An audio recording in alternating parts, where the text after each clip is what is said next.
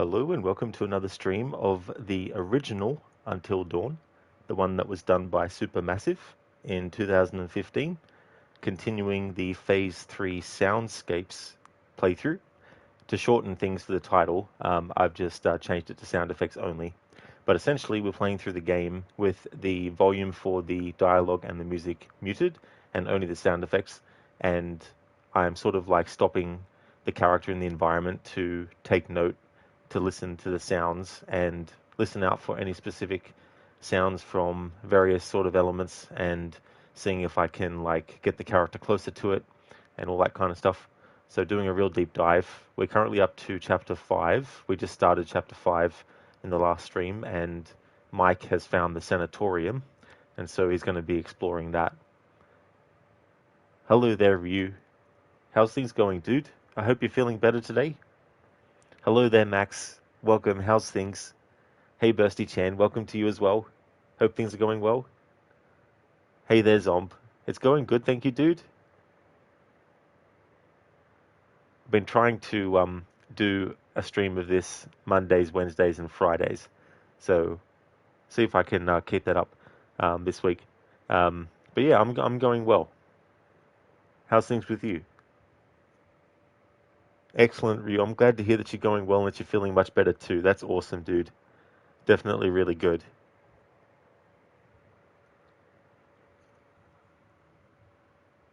I've covered the sound effects in the menus for various things in different categories and all that kind of stuff. But just in case there's actually a sound for when there's a new element to a butterfly effect category.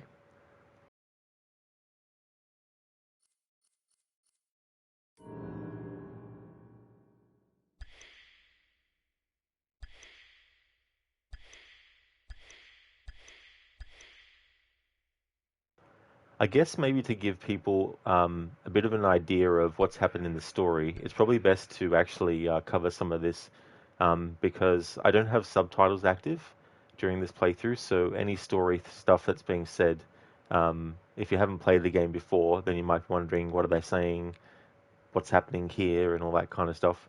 But just to give an idea of what's happened, in the any of your business category of butterfly effect, Sam respected Chris's privacy, so we chose not to actually answer his phone when he wasn't there. Chris was happy to see Sam as a result of leaving his phone alone. Chris continued to trust Sam, so that was the long-term effect of the first choice, which was to respect his privacy. Then in the rats with bushy tails category, Chris chose not to shoot the squirrel, which means nature remained in balance. The thing with the squirrel, it can actually lock you out of accessing an area that otherwise you won't be able to access. And it has collectibles in it too, so if you want to get all the collectibles, you need to make sure that Sam doesn't get captured. Now, it might be weird. How could one character shooting an animal affect the other person, but not the person who shot the animal? Well, that's the thing about this game, is it's not just what the actions of one person does for them later on, but also what effects their choices have on other people.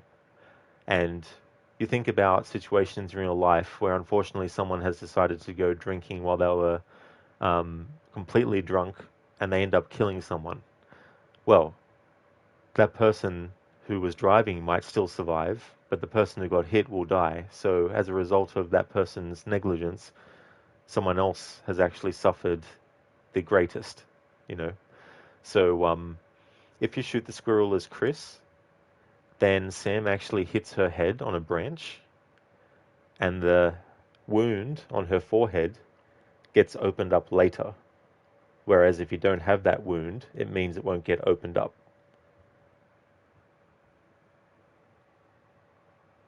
There's more to it than that, of course. That's just a little bit of a tease of information for it. Thank you very, very much, Bursty, for the 7-stream streak. I appreciate that. Thank you very, very much.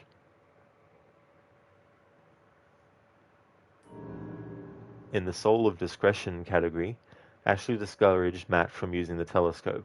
So earlier, when Matt and Emily arrived, they bumped into Mike. Now, Emily and Mike used to actually be an item, but they broke up. And now Emily is with Matt. And so Ashley is looking through the telescope, and she sees Emily and Mike talking to each other, and she sees them hugging each other. And she wrongfully assumes, or rightfully assumes, it really depends on how you look at it, that Emily is actually still got feelings for Mike as well. So you can choose as Ashley whether to actually encourage Matt to look through the telescope to then see Emily and Mike together, or you can dissuade him from doing it. So in this pass through, I had Ashley actually discourage him from using the telescope, which meant Matt didn't see Mike and Emily flirting. And because Mike didn't see Emily and Mike flirting, it means that later when Mike and Jessica arrived, and Jessica is Mike's new girlfriend, and Jessica and Emily used to be best friends, but now they're against each other. So when they arrive, Matt and Jessica, based on the fact that Matt didn't see Mike and Emily flirting, it means that Matt was relaxed when Mike and Jessica arrived. Emily and Jessica fought, which always happens. It doesn't matter whether or not Matt sees Emily with Mike or not. Emily and Jessica will always fight. So then we had the whose side are you on category, where as Matt we sided with Emily during the fight with Jessica. So there is a method to my madness with the choices I'm making. I'm trying to make a certain set of choices that kind of match some criteria that I've got going. And one of those criteria is that when there's like potential for conflict between two characters who otherwise are not necessarily conflicting, I try to make sure that the choice I make in this first pass through actually makes those two get along. So that's why I had Matt side with Emily during the fight with Jessica. When I do the second pass through, I'll actually choose the opposite. Not that there will be any different sound effects as a result of that, but I still want to just go through methodically like that. And then that way, when we get to new stuff, it'll be different sounds depending on different things. So that's what we got in that category of whose side are you on. Be her hero. Mike came to Jessica's aid immediately, and Jessica appreciated Mike's heroism. So when they were on their way to the little cabin, Mike and Jess, there's actually a deer who is injured, and I had Mike choose to actually, try to comfort the deer. But it ended up being a chase sequence, and they eventually got to the cabin. So you can sort of like choose to go to Jessica or not. Although, now that I think about it, this is actually related to a different part before that point. So this is when Jessica goes down into the mine shaft, and then Mike, I had him jump down straight away. So as a result of that, Jessica appreciated Mike's heroism, and Mike continued to impress Jessica. Jessica resisted Mike's advances. So that's their whole interaction when they're actually in the cabin. As for the character of Jess in this playthrough, this is a bit of a spoiler, but we managed to get to her while she was still conscious. And even though she falls down the mine shaft, she's still alive. However, there are still opportunities for the game to kill her if you're not careful, if you're trying to do a everyone survives playthrough, that is. So we've got that outcome coming up. Hey there, Lucinda. My morning is going well so far. Thank you very much for joining. How's things with you? Lucinda, Jessica resisting Mike's advances? I know. Must be a blue moon there at the lodge. Once in a centuries. Once in a century, this happens. How's things with you? I hope you ended up having a good work day. In the category of something for later, there's a baseball bat that Sam finds, and you can choose to be serious and ask Josh a serious question, or you can be playful. So we chose to be serious. So Sam found a baseball bat and left it in the cellar. So what this means is this baseball bat will actually be available for Sam later when she's being chased by the quote-unquote psycho in the mask. Spoiler alert, it's actually Josh behind the mask. So that's what we did for that category of butterfly effect. To the rescue. This is the part where Mike runs after Jessica. So Mike successfully chased after Jessica. The funny thing was, because I wanted to make sure that Jessica was still conscious when Mike got to her, it meant having to take all the quick, fast choices of traversing, which then means, of course, you need to actually get the QTE. I thought that messing up one QTE means that Jessica will be dead by the time Mike actually gets to her. But I actually failed 2 different QTEs and still got the outcome where Jess was alive when Mike got to her. So I was still able to get that outcome.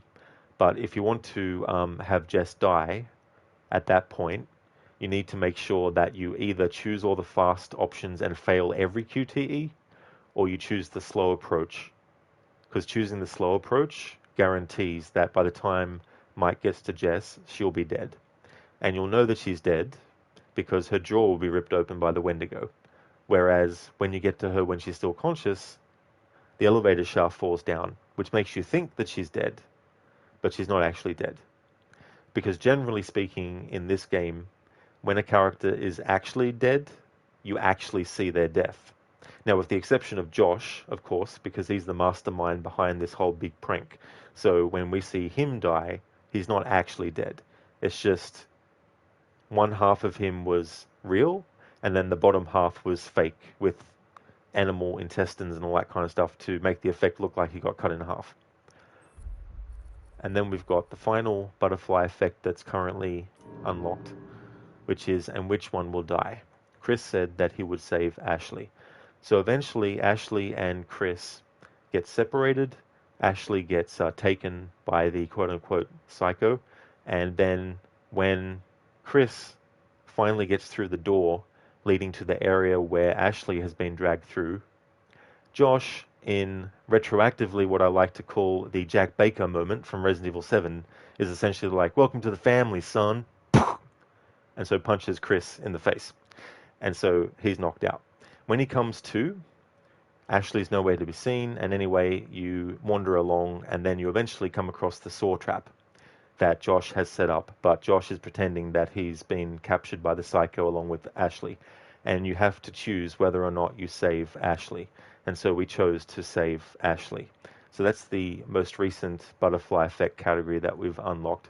So I thought I'd just go through that and recap that, because I know that there's no subtitles, which means people don't necessarily know, unless you've played the game, what is actually going on in the story, what choices have ended up with what results and all that kind of stuff. So I thought I'd just do a little bit of a run through of that at the top of the stream. Lucinda, you're doing well. It's officially your weekend, although it'll be bedtime soon. Got to take Necro to an early doctor appointment tomorrow AM. Oh, that's fair enough, Lucinda, for sure. I'm glad to hear that you're doing well. That's good it's officially your weekend. That's a good way to look at it too, as well. Instead of finishing the workday and then only thinking that your day off or your weekend off starts on the actual Saturday, it's like, it starts today. And I hope that Necro goes well with his appointment. Hey there, Admita. I'm doing well, thank you, dude. How's things with you today? Good morning there, Max. Good to see you as well, dude. How's things been going?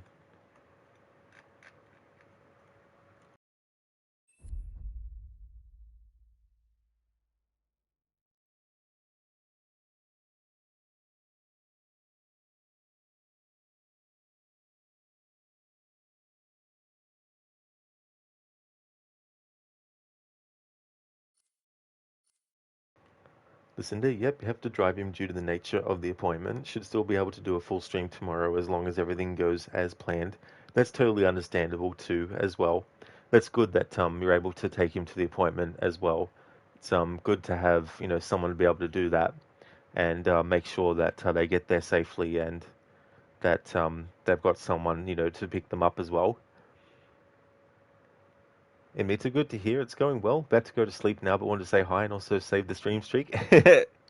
Definitely understandable, Enmita. I'm glad to hear that it's going well, dude. I really hope you get some good sleep as well. Hope you get some good rest. Would like to highly recommend people check out Enmita's channel.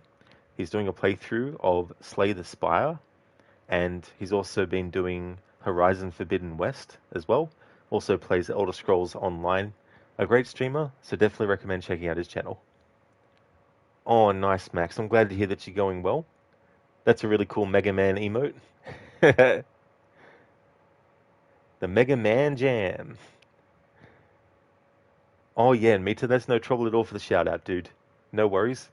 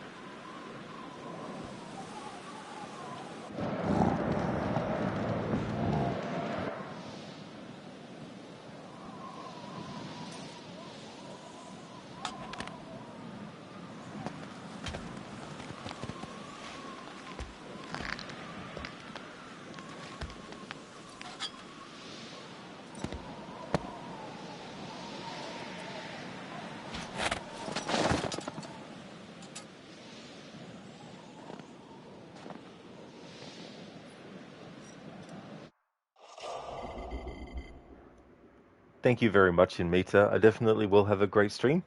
Catch you again later for sure. I haven't seen the movie yet, Max. No. I do know how it ties to the game though, so I've already found that out ahead of time. But I'd be curious to see how the movie is as like a horror movie in general as well. There's some things that they changed with this game story in the remake that lines up with some of the stuff in the movie, and I sort of like feel it really kind of like weakens a certain character, but I won't say who. I won't spoil it. Um, but yeah, I definitely want to see it at some point. It was an interesting concept having like a Groundhog Day meets well, Until Dawn and all that kind of stuff.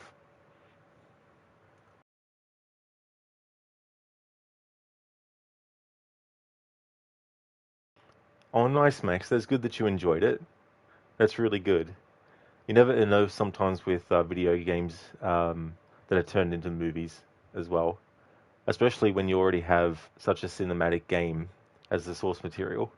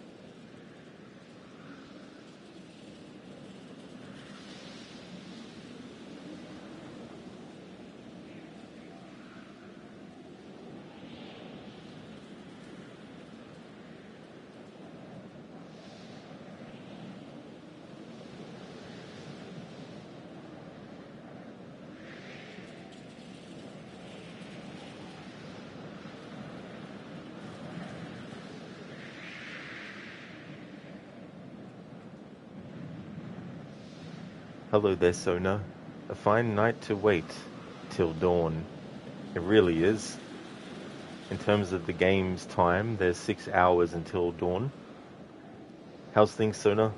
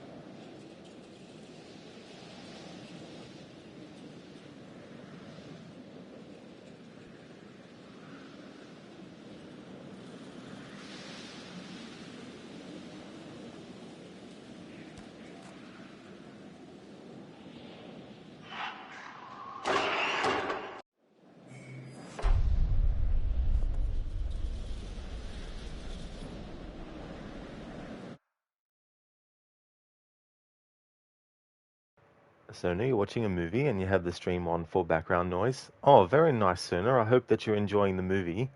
And yeah, you'll definitely get some variety of different sound effects.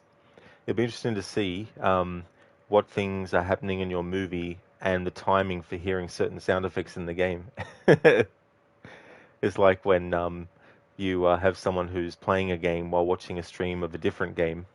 I remember one time when I was listening to Crocodile's stream, I was doing some grinding off stream in, I think it was Assassin's Creed Valhalla one time, and the footfalls that Crooked's character was making actually timed with the running that I had my character doing, because when I am grinding off stream for things in games, I usually have the game muted and I'm listening to something else.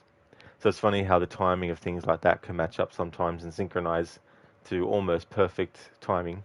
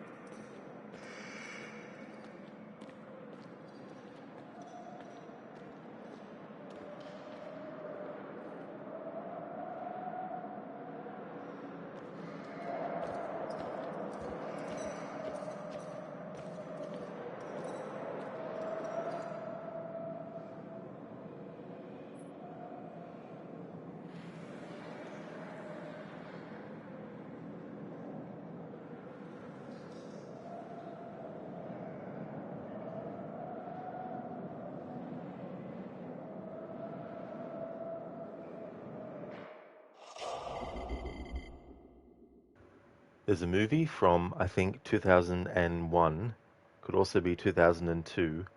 It's called Session 9, and Session 9 references these audio recordings of therapy sessions with an individual, and there's an insane asylum that has closed down, and there's asbestos that needs to be removed.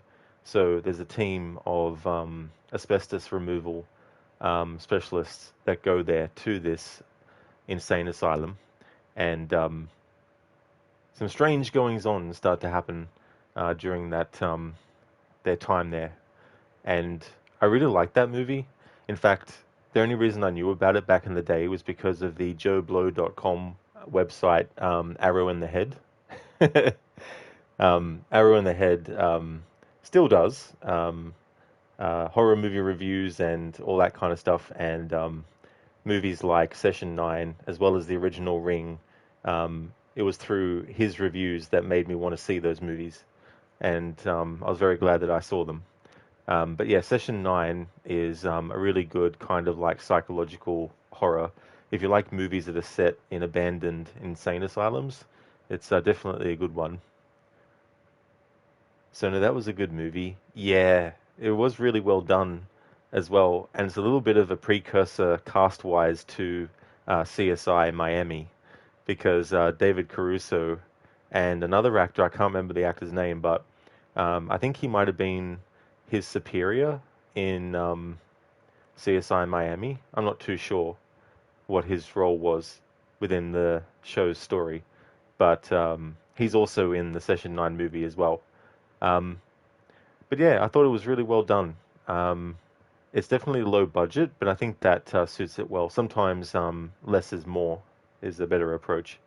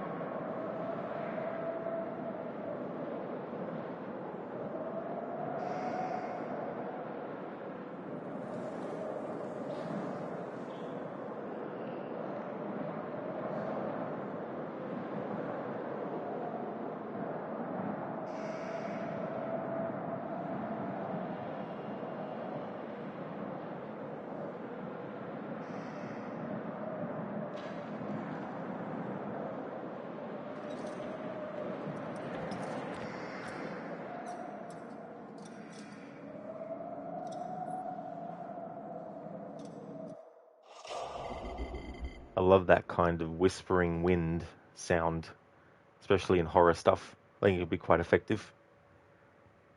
Lucinda, okay, Rod, you're going to head to bed. Hope you have a great rest of your stream. Thank you very much, Lucinda. I really hope you get some good sleep and hope that everything goes well tomorrow for you and Necro. Would like to highly recommend people check out Lucinda's channel, doing a playthrough of the original Resident Evil 4 from 2005. So that's another game that's celebrating a milestone last year. Also a big fan of the other games in the series too, so we'll definitely be doing a playthrough of Requiem Evil 9 Resident Evil 9 Requiem. We'll be doing a playthrough of that game when that comes out as well. Also is a fan of series like BioShock as well as Dishonored and also The Last of Us. Also has some really cool raccoon themed emotes as well, animated ones and static ones also. That's all good for the shout out, Lucinda. I hope that you have a good one. Hope you get some good sleep.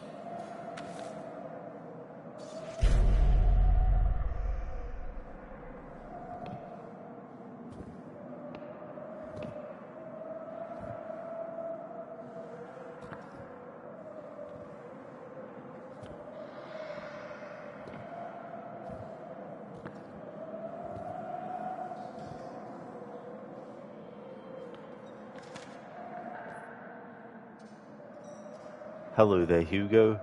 How's things today? Welcome to my sound effects only playthrough of the original Until Dawn. If you don't hear any dialogue or music, don't worry, there's no issue with your audio. I've got those turned off on purpose, just for the sound effects on.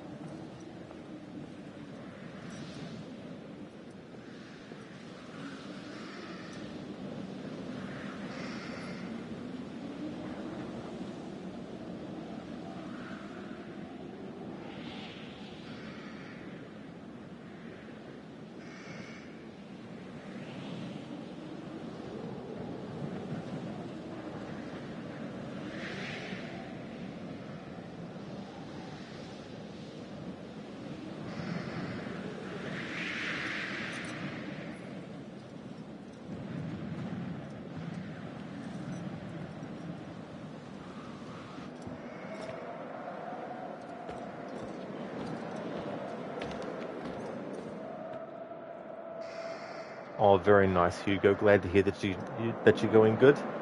That's awesome. I'm going good too. Having a good day today. Got a double whammy. Got this game today, and then when I finish this stream, I'll take a break and then come back with Red Dead Redemption 2, doing a slow walk playthrough with that game. Yeah, it's been fun. It's been interesting exploring different elements of different games, or experiencing them in different ways than the usual kind of approach. With Red Dead Redemption 2, taking the time to actually walk after the mission starts, and also all the other locations too, it really makes you start to think more about where you want to go and when, and the timing, and knowing that if you want to trek to a specific spot, that you might be spending a lot of real time getting the character from one point to the other as well.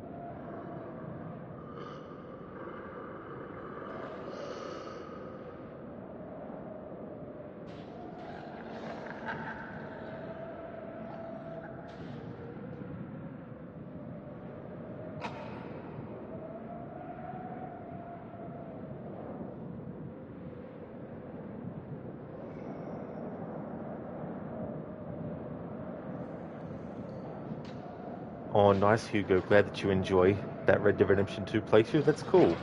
Yeah, it's something you definitely need patience for if you want to do it. And sometimes it helps to just break things up into stages where it's like, okay, I'll just keep on walking until I get to this spot. And then if it's nighttime, set up camp and then do the cooking or crafting and then sleeping. I thought that would be a good sort of like break between walking, where I myself, if I need to, can just have Arthur sit there at the camp for a little bit while I wait until I'm ready to actually continue on the trek as well. And the great thing about that game is there's so many things that you can self-impose on your playstyle to either make it more time-consuming or more challenging as well. And I like that about games. It's really fun to come up with different kinds of approaches.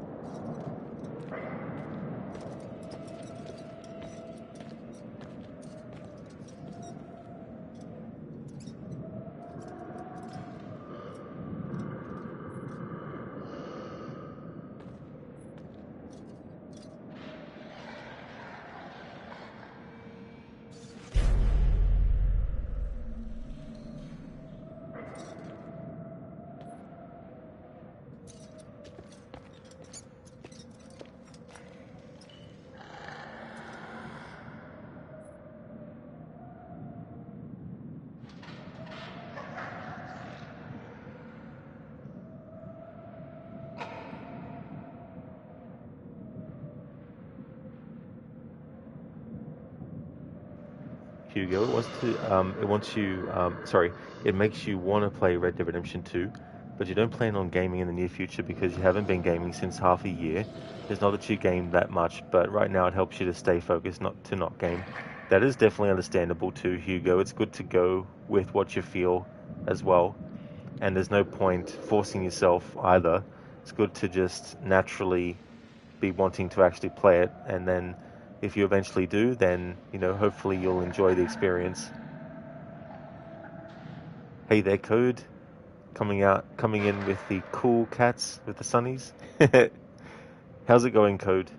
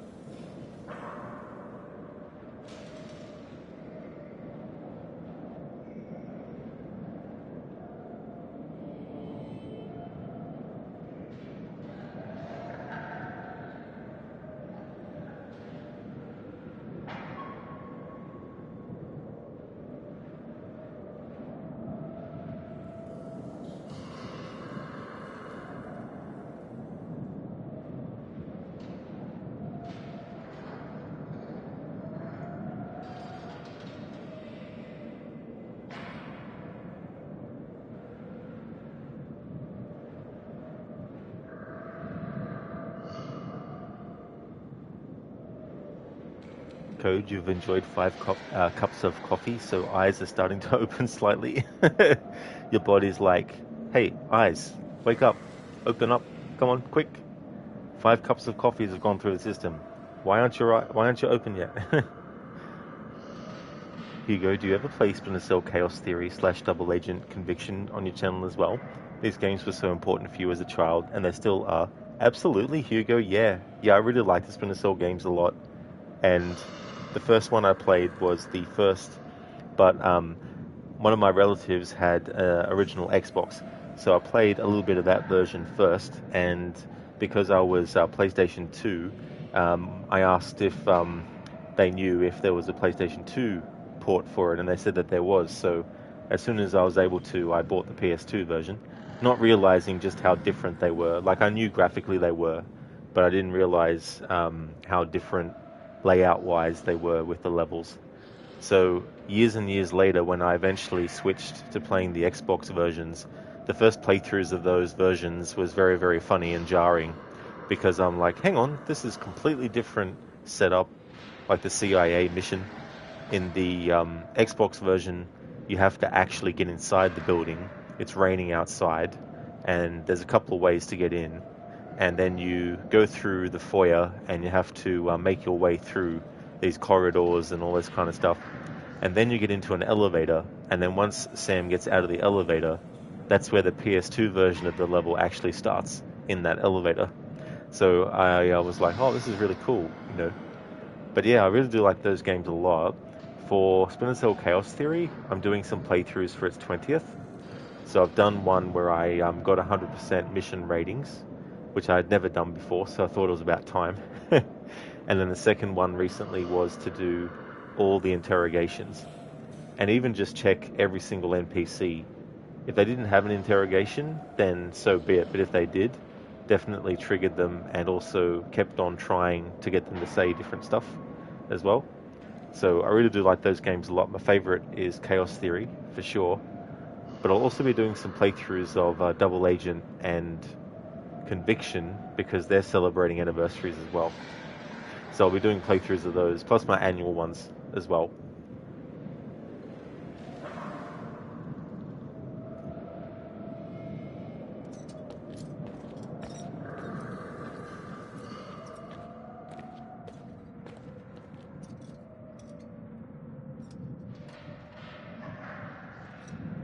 Yeah, Hugo. Yeah, I really wish that the series actually, got more games than what we got. I know there's a remake of the first one in development, of course, but it still would have been nice to have at least another game that was after Blacklist.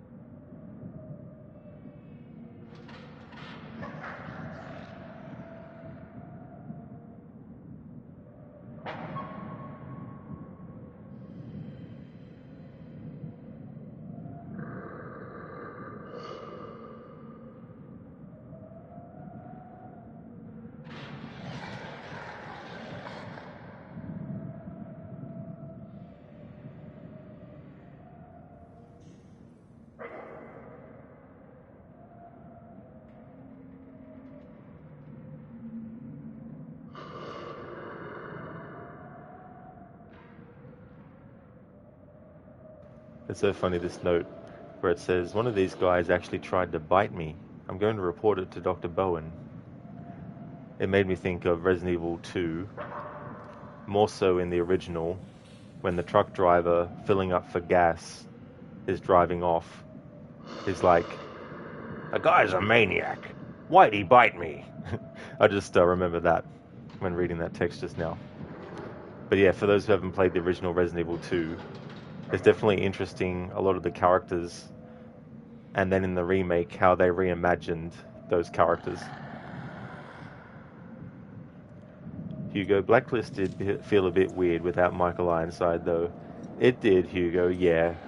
That's the thing, too, when an actor is just so well known for that role, and it suits them really well, and they suit the character, where it's very difficult to hear someone else playing the role.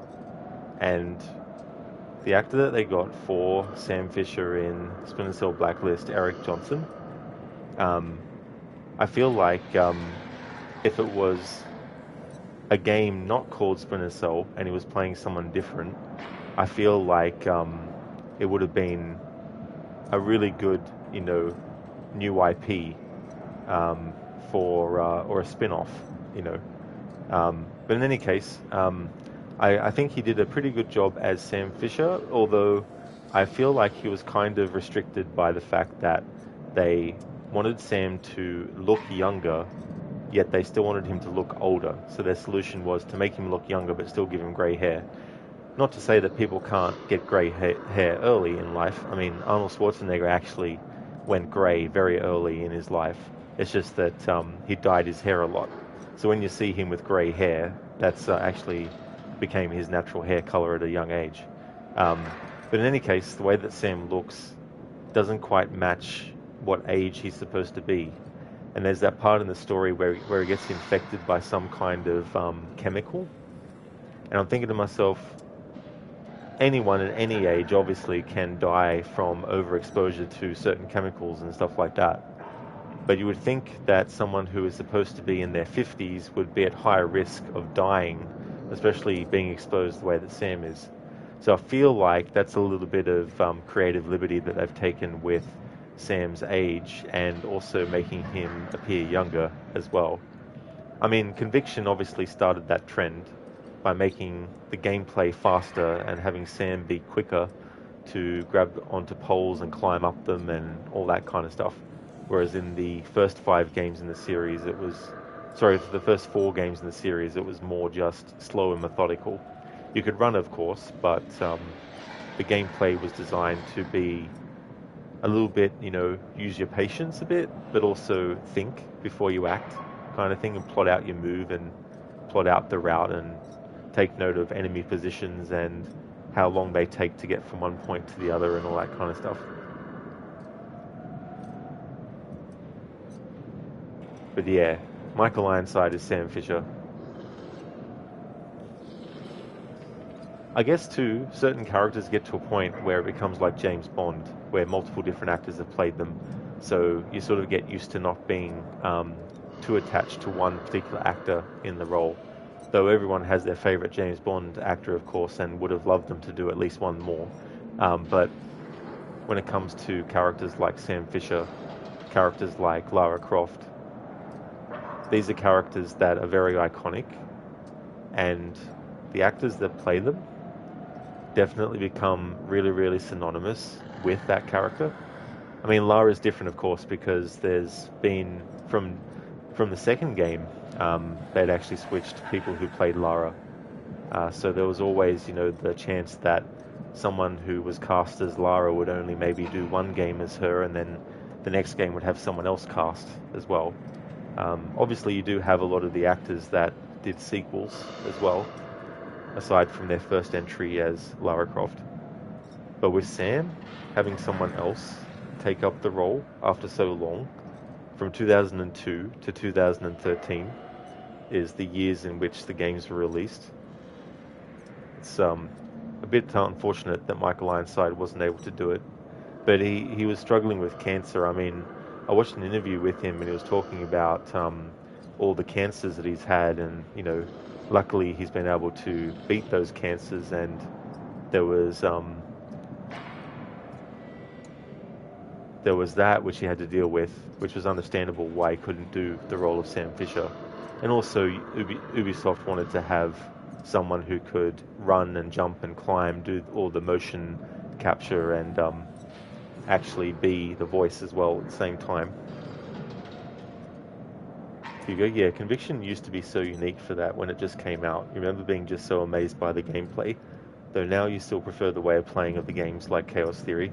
Yeah, Hugo, like it felt fresh, and it sort of was like interesting to put things on their head, having Sam be a rogue agent, because obviously, the previous game, Double Agent, he had to go undercover, but there's all this other story stuff, that goes on, and all that kind of stuff. But yeah.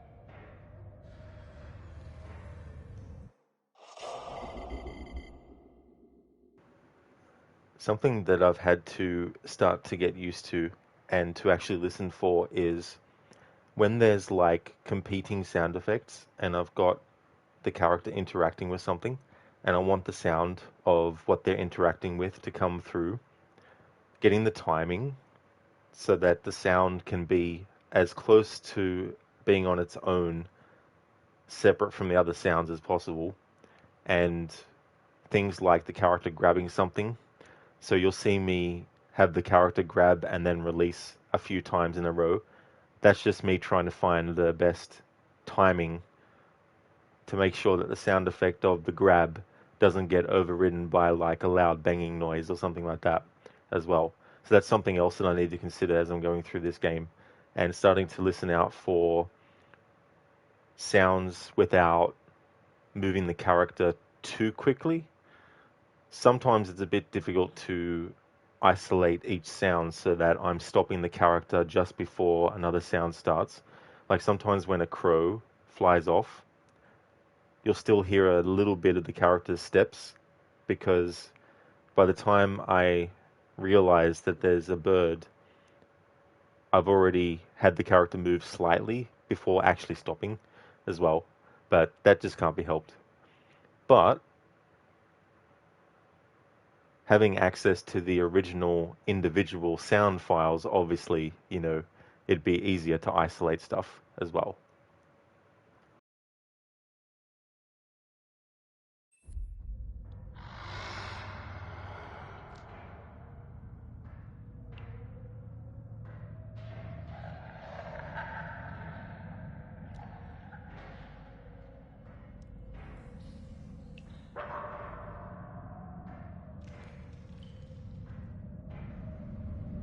For example, details like when there's drips of water, which isn't constant, but it's very sort of subtle, of course.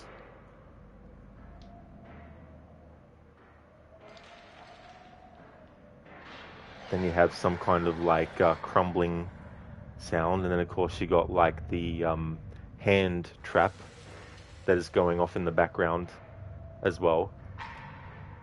And it kind of, if you're playing the game for the first time, it makes you wonder what the hell is actually coming up. Hey there, Dex. Thank you very, very much for the raid. Thank you. Thank you everyone for joining the raid from Dex's channel. How was your stream, dude?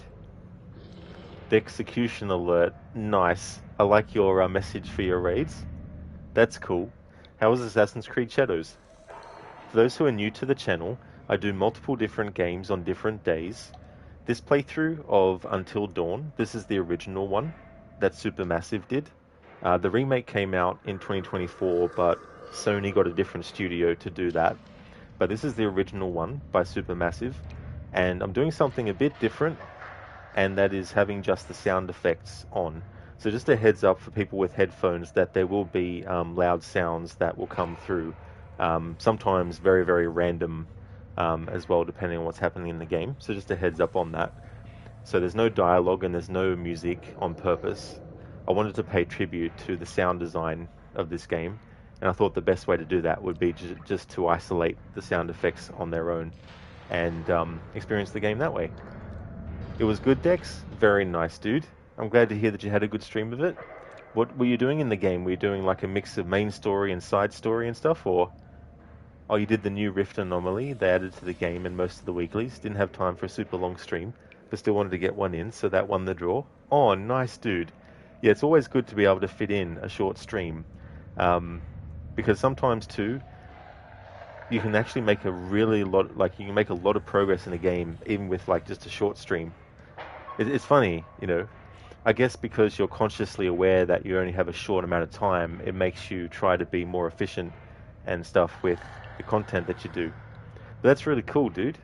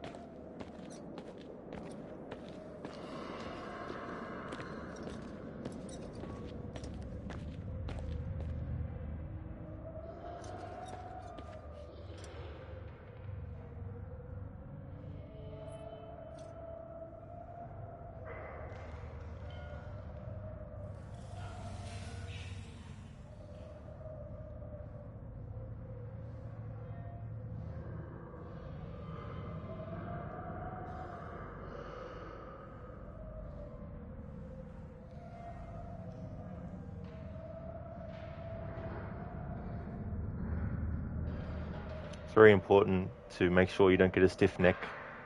Need to move your neck around a little bit. Even when you're in a very ominous environment, in a very potentially dangerous situation. Dex, that's true. You've gotten less done in 8-hour streams before.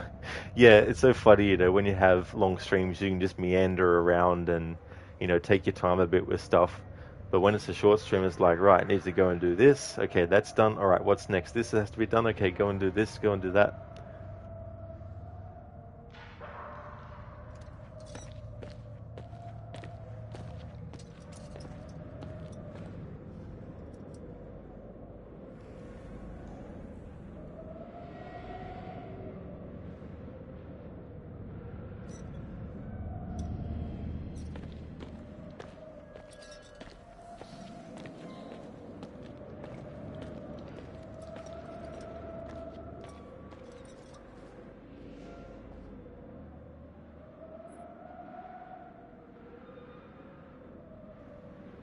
That says, how many days will they keep us here?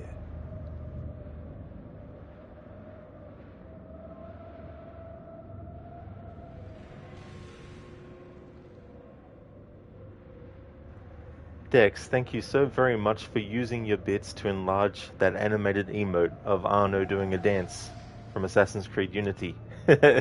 Thank you, dude. That's something that you can have all the characters do. I mean, I'm guessing you can still do it in Assassin's Creed Shadows, but you can definitely do it in Assassin's Creed 1 and 2 and Brotherhood and Revelations and 3 and Black Flag and Unity and Rogue and Syndicate and Origins and Odyssey and all that.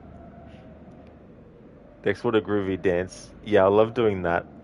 In Assassin's Creed Syndicate, there was a few times where I would have the character on the back of a wagon, and then I'd throw a smoke bomb so that the horse would go crazy and go really fast. And then as that was going on and all pandemonium was happening behind the characters, I would have them do that kind of dance while the whole thing was going on. The thing about Syndicate, though, is if you do the movements too quickly, the character will actually start to do a different animation. Whereas the other games, you can get a pretty quick sort of like rhythm going. Dex Arno seems like he'd have more rhythm than most of the other main assassin protagonists. He got that French swagger. Yeah, Arno's definitely got a lot of flamboyance as well, and a lot of flourishes with his moves, with the parkour and all that kind of stuff. And I actually like how floaty he is sometimes when doing massive leaps. It may not be entirely realistic, but I think that's okay. Not everything has to be realistic 100%. After all, you wouldn't want things to be too realistic in a game, because imagine if you're playing a game where your character breaks their leg, and instead of you just having to, you know, like heal them and their leg magically gets fixed, imagine if the game is like, okay, your character's leg is now broken. You will not be able to resume playing this game until the same amount of time that it takes a real broken leg to mend has actually passed. Thank you for playing the game up until this point. We are sorry for any inconvenience. I mean, I'm sure that there's some players out there that would be like, oh, cool. That's really realistic. Which is fine. You know, if there was a game that did that, I think it'd be pretty cool. In a way. But in a way, it'd be a bit annoying. Especially if you were impatient. It's like, oh, what? I gotta wait that long before I can play the game again? What the hell?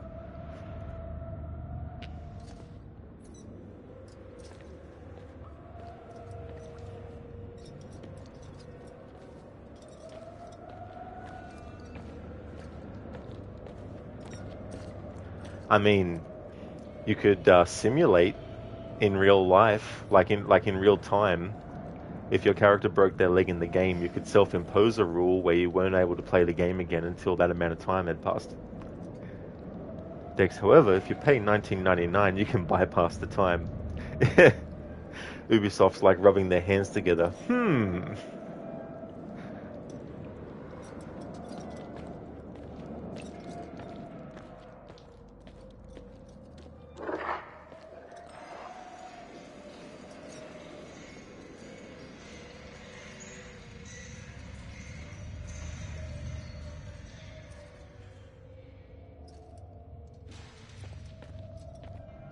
Something I like in this game that you can do is, if there's a spot at any given point where there's no prompts on the screen and you have the character facing the camera, if you don't move for a few moments, it'll throw up the icon to tell you to move the control stick, but if you ignore it, it'll automatically go into a close-up. And so as long as you don't move the character's body again, you can actually move their head separate. And what I like about this is when it comes to a playthrough like this, if there's a sound in the environment that I can't necessarily get the character really close to make that sound louder, sometimes going into this mode when near that spot will actually help the sound come through a bit louder as well. So that's come in handy. Also, it's really cool dramatically as well when you're playing normally to be able to do that. And it's something that the other Supermassive games, the Dark Pictures series and the Quarry, unfortunately doesn't let you do. It'd be cool if they were able to patch those games at some point to allow that to happen, but I'm not sure how easy that would be. It might be too complex to actually do. But I think it's quite effective as well. And it really adds to the cinematic nature of the game also and gives you an extra layer of control over the character. You've already got the layer of control where you're choosing where to move the character, you're choosing what actions they take, you're choosing do they interact with this object or not, you're choosing what do they say to this character, what's their reaction. But to be able to actually micromanage the character on this level by being able to manipulate their head, I think it's really cool for a game like this. And if you go into this screen, it's not as free, but you can still move the character's head in this screen too. And it's also a good way to show any change in the character's face, like if they've got dirt or grime on their face or if they've got a wound or anything like that as well.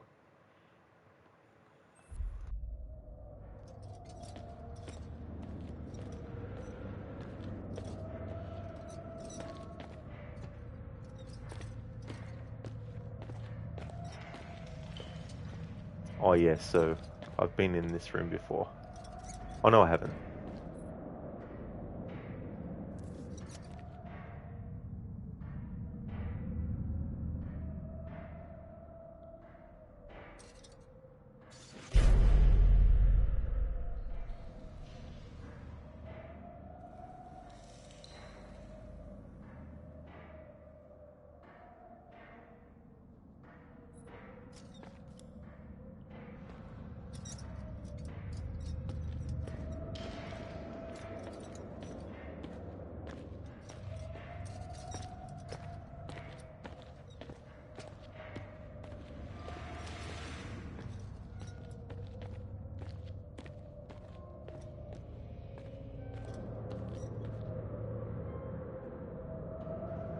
Hey, it's Larry.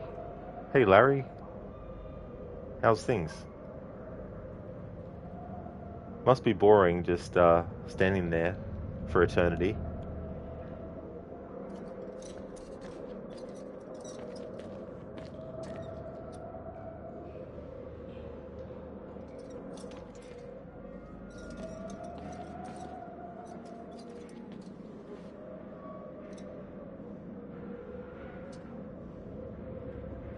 If this was a Castlevania game, the skeleton would come to life and would be throwing bones at you.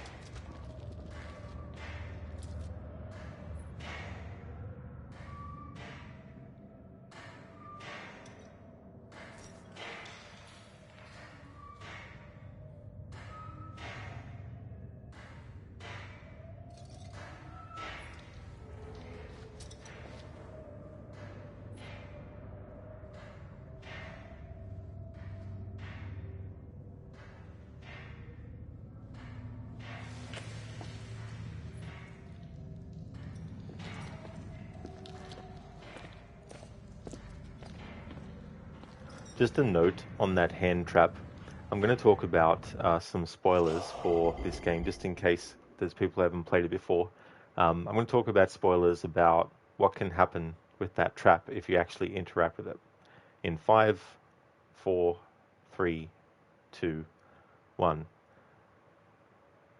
So interacting with that trap, Mike puts his hand near it, and then boom, Bear Trap gets his hand. And you have two options.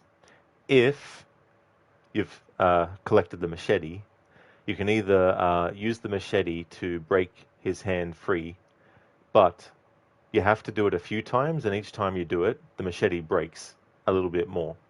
And then, when you keep at it, the final time that he uses the machete, or what's left of it, that final time, the machete will be gone completely, which then means you don't have it later on. But if you decide to not use the machete, then basically he pulls his fingers out, and not all his fingers come out, so he loses his fingers, and that can have some repercussions as well. So in this pass-through, I decided just to avoid it, but I'll definitely be showing the other outcomes next time around as well.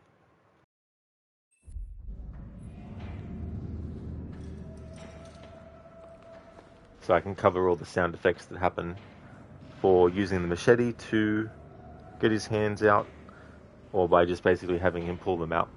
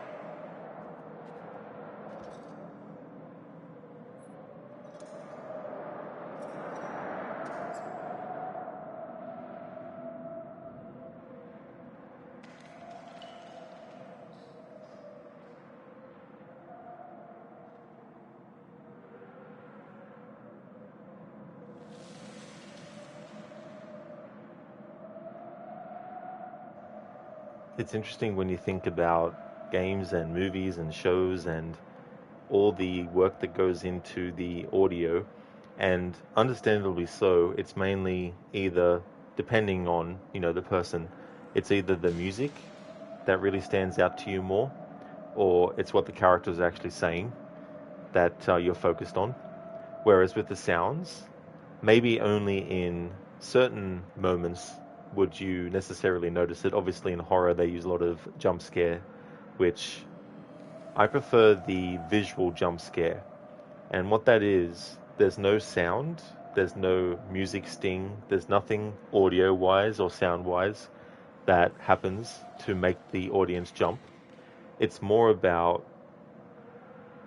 the viewer or the player of the game who is actively looking out for things in the environment, and then something unexpected just runs past the window, you know, to try and simulate in real life if you were to look out the window and all of a sudden something just went straight past, you might be like, oh, what the fuck was that? You know what I mean? It doesn't necessarily mean that there's a big loud sound happening at the same time. And while I don't mind some movies and games that do jump scares with the audio, I definitely prefer the more visual jump scare as well. But when you think about sound effects and when they come up with them, obviously there's also like a library of sounds that can be used. But then sometimes they want to make their own sounds, especially if there's something that is supposed to be maybe from a different planet or in a fantasy setting. They want to have some kind of like sound that is unique to that world. And so when you hit a tree on Earth versus hitting a tree on another planet that might be a rubbery substance, translucent tree, you might want to have a very different sound when it gets struck. And all that thought that goes into it as well. And then the timing, like the Foley artists who do all the sounds as they're watching the movie, and they have to time it with what's happening as well. And then you think about all the sounds that are very subtle as well, like the sound of clothing moving against the skin of the person when they're actually moving the parts of their body as well. Things that we don't necessarily focus on when we're listening for stuff, unless it's really obvious, like if someone's got squeaky shoes, that's going to stick out like a sore thumb, of course. And the different environments that the character might walk through, and paying attention to, okay, so they're walking on sand, so we can't make it sound like they're walking on solid ground, versus they're walking through puddles. We can't not have the sound of the squelching of the shoes hitting the mud if it's muddy, and all that. We need to have that. And then you've got like what characters are doing when they're sort of like dropping something or picking something up, and you've got like sound effects when there's fights going on, or there's some kind of, it's like a shootout, or there's some action scene going on. And so that kind of stuff and paying attention to detail on that would require, I imagine, a lot of like patience, especially if you're really trying to get the timing down pat, so that you're not having the sound be delayed, unless that's actually required as well, because I guess there's some sounds that do have a natural delay between the object perhaps hitting something versus when the sound of it actually starts to occur as well. And so when you look at a game like this, which is trying to be very cinematic, having sounds and the sound design be very sort of like atmospheric, as well as just the basic stuff, I think is really well done with this game, which is one of the reasons why I wanted to do this type of playthrough.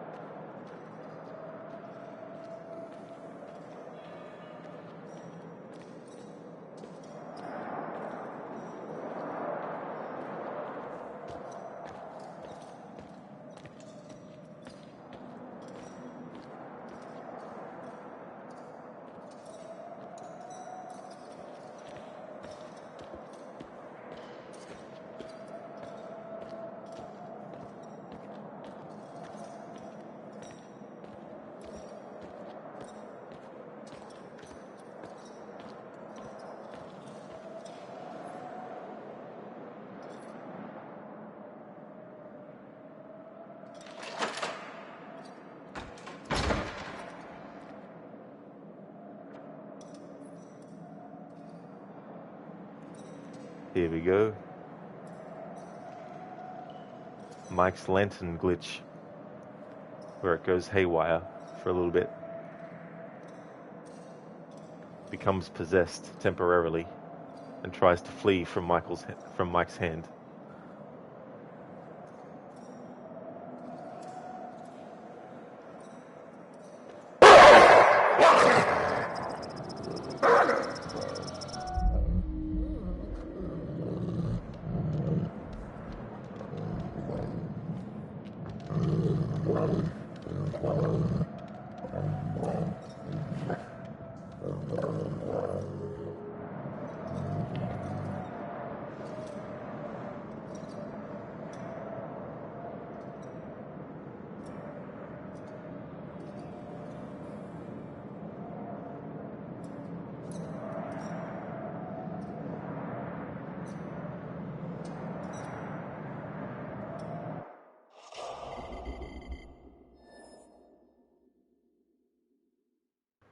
Hello there, Lidus. Thank you very much for the 10 stream streak. Thank you very much for that, dude. Appreciate it. Oh, nice, dude. You just hit 1 million channel points. Oh, congratulations, Lidus. That is awesome, dude. Thank you very much.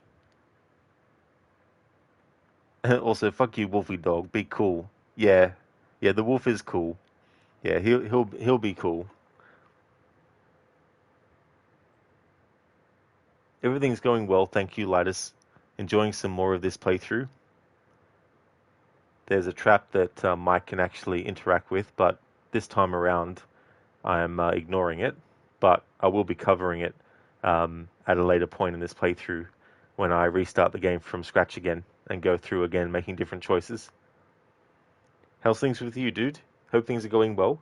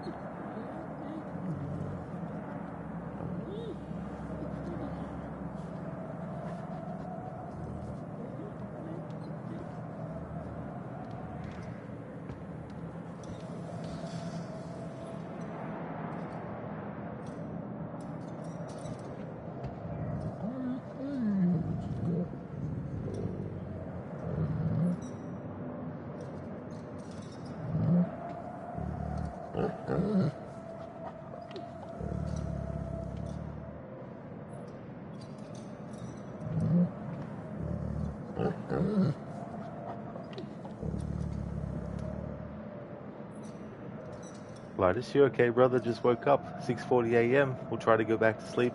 Oh yeah, very early then. Yeah, I'm glad to hear that you're doing okay, Lidus. I hope that you'll be getting some good sleep as well. Hopefully you can go back to sleep relatively quickly too, as well. The game is like, come on, trigger it. Rod is like, hell no. Not this time around, no. Yeah, I don't like doing it, but for the purposes of covering the sound effects, next time around I will have Mike hit the wolf to get the sound effect and all that of it.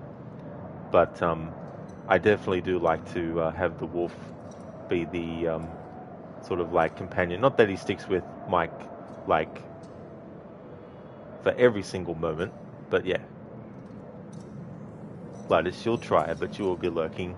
That's fair enough too as well, Lidus. Yeah, it can be annoying too. Like sometimes when you first wake up and you haven't intended to wake up at that point, it can be hard to go back to sleep. Lidus, but man, you don't want to hit the wolf. Yeah.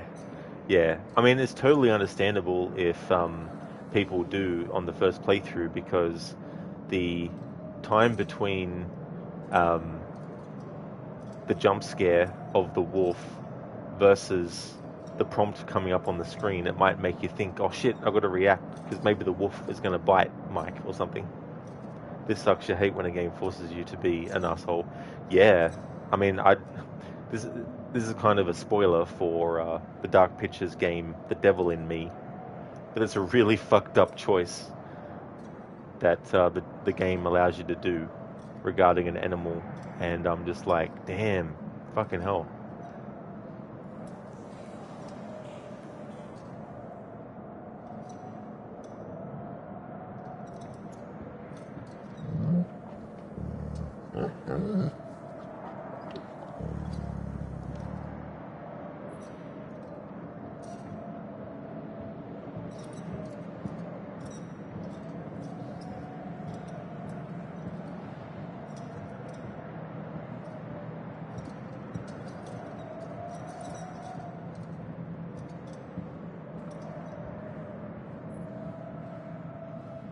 Ah, a stogie.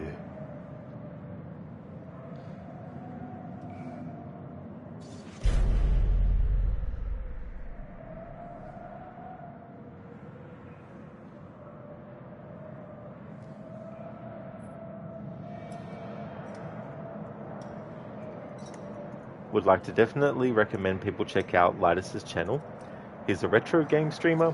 He's a big fan of fighting game series, especially Mortal Kombat, but also Street Fighter, as well as the side-scrolling beat-em-up series Streets of Rage as well. Also likes the Resident Evil series. Really cool streamer, so definitely recommend checking out his channel if you haven't before.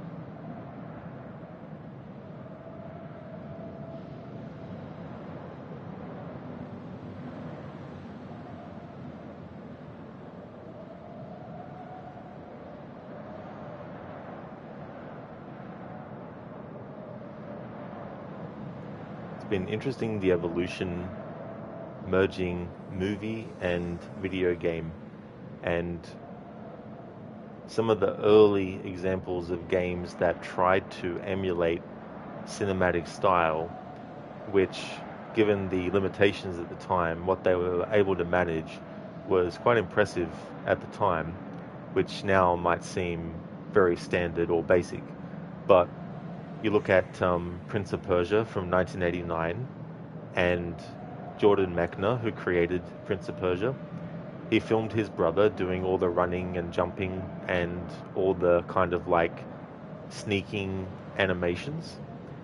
Basically filmed him doing all those movements, and then he used the Disney technique that they used to use for their animated movies, where they used real actors to act out the scenes, and they filmed them, and then the animators went through frame by frame by frame by frame and animated everything, the environments and including the characters and all that. So a similar process was done with the footage that Jordan had filmed of his brother. To get the sword fighting animations, he actually took it from, I think, one of the Errol Flynn swashbuckling movies. And so it really created this kind of fluid human movement. And you also had the use of cutscenes as well, where it would cut to show what was happening with the princess at any given time when she was in the tower. And then you get games, of course, like Mortal Kombat, the early ones, which used real actors. They filmed them doing all the fight moves and everything like that, and then they digitized them and put them into the game.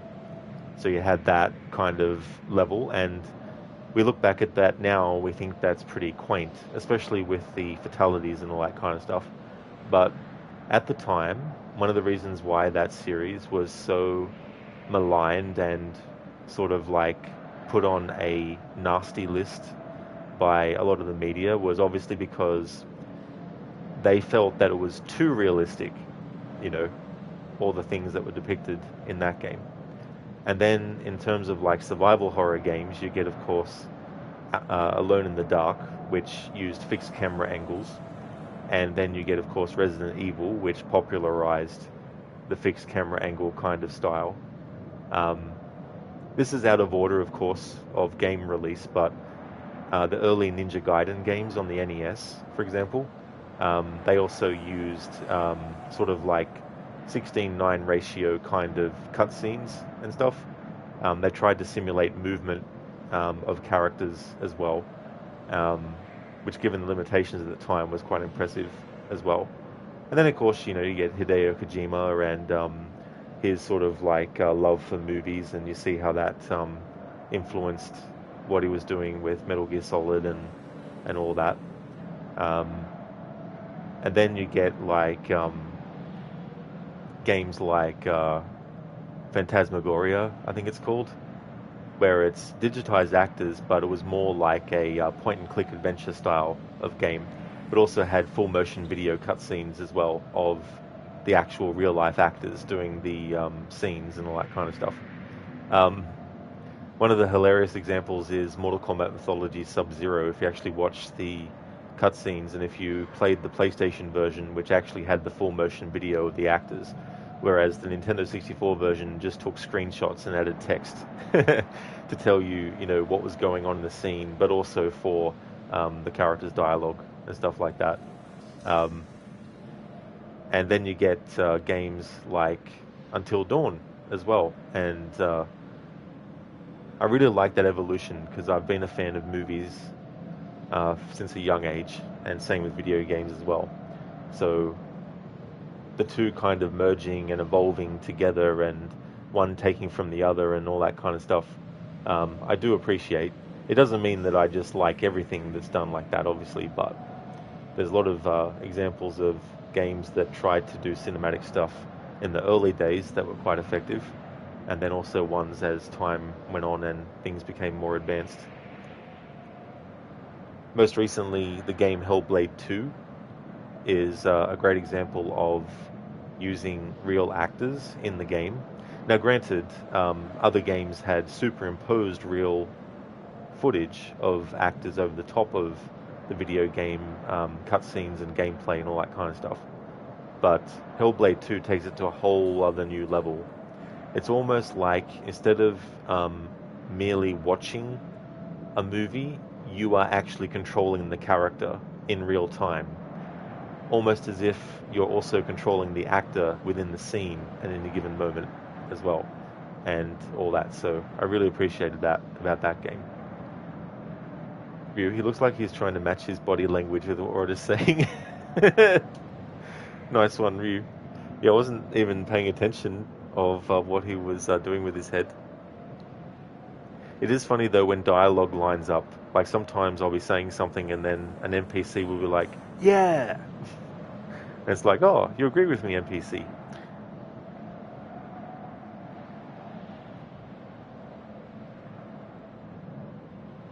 There are games, of course, I didn't mention, like Night Trap was another one. I never played it myself, but it was notorious as well when it came out. And there's probably, hundreds of other games that use cinematic stuff, but they're mainly the ones that I have actually played myself.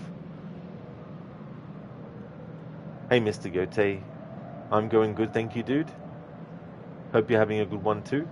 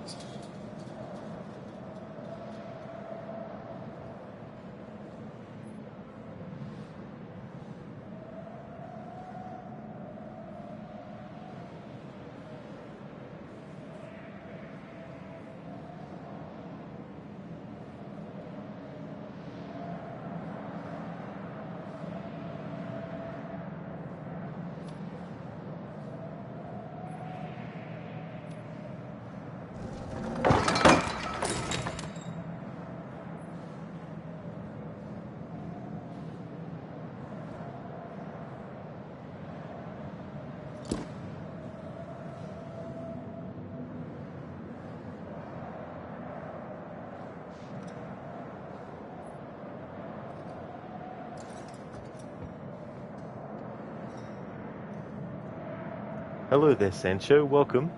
Glad you're playing today. Yeah, I'm glad I was able to do another stream of Until Dawn. It could be other days as well, but I'm trying at the least to do Mondays, Wednesdays, and Thursdays for this playthrough at the moment. When I finish one pass through, I may actually take a break and play other games and stuff.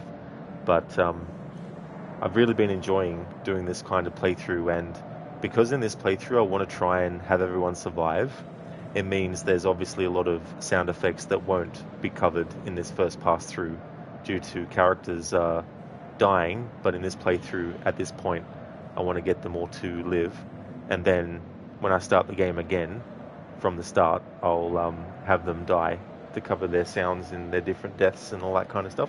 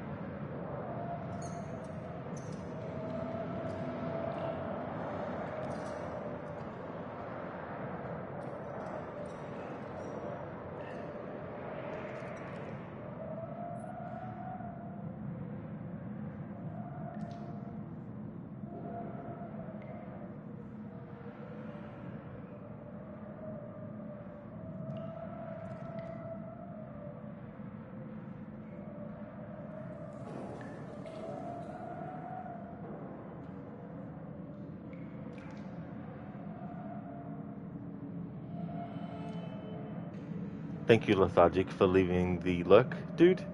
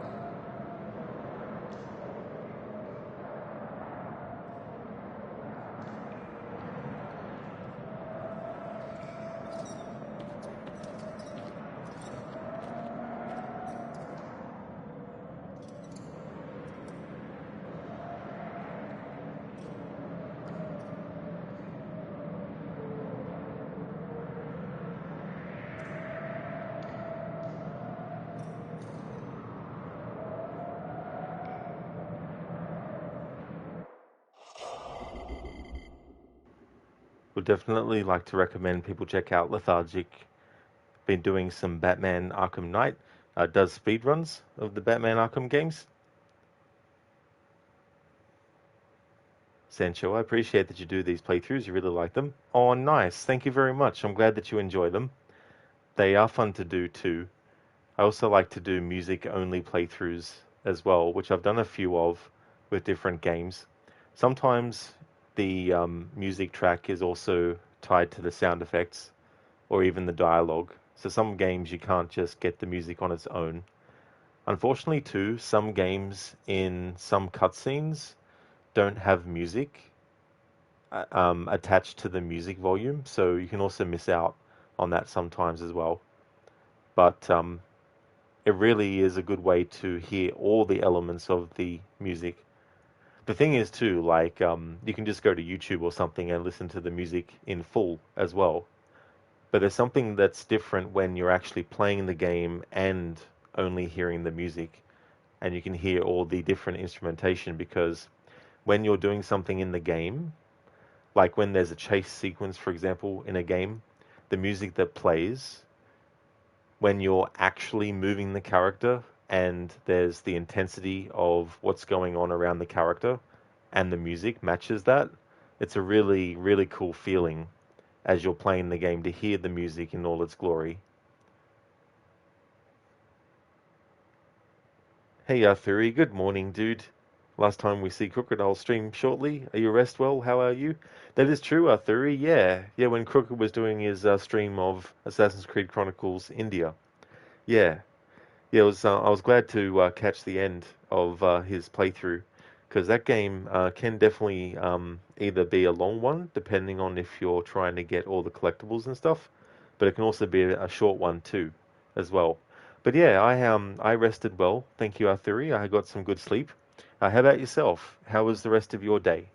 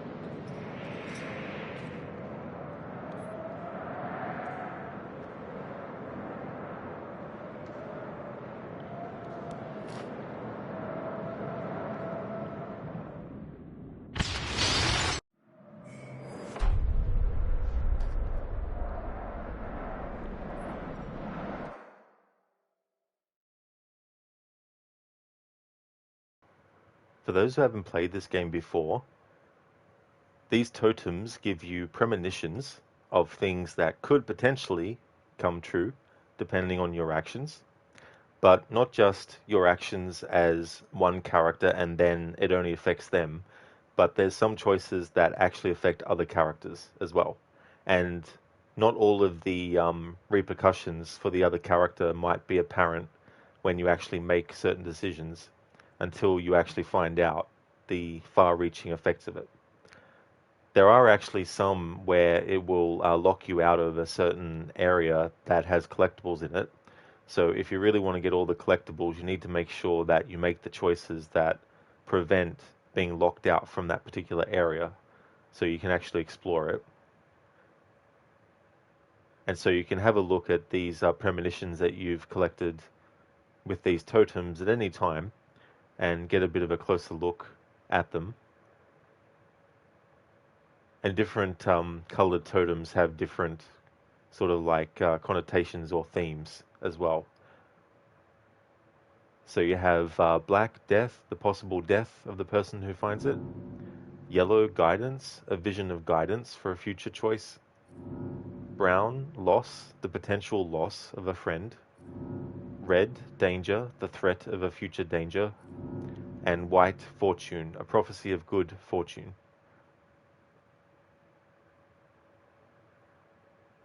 The events of the past, I haven't actually played any of that as yet, but it's one of those things where if I do play the whole thing, I would rather wait till I've unlocked everything to be able to do that instead of just doing it piece by piece by piece.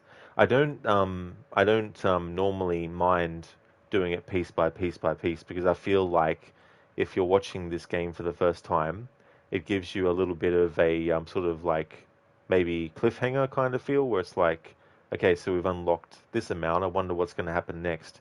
You know, this piece that's missing. We heard a little bit of what was being said, but then it got cut off. So, you know, I wonder what's going to happen next in that.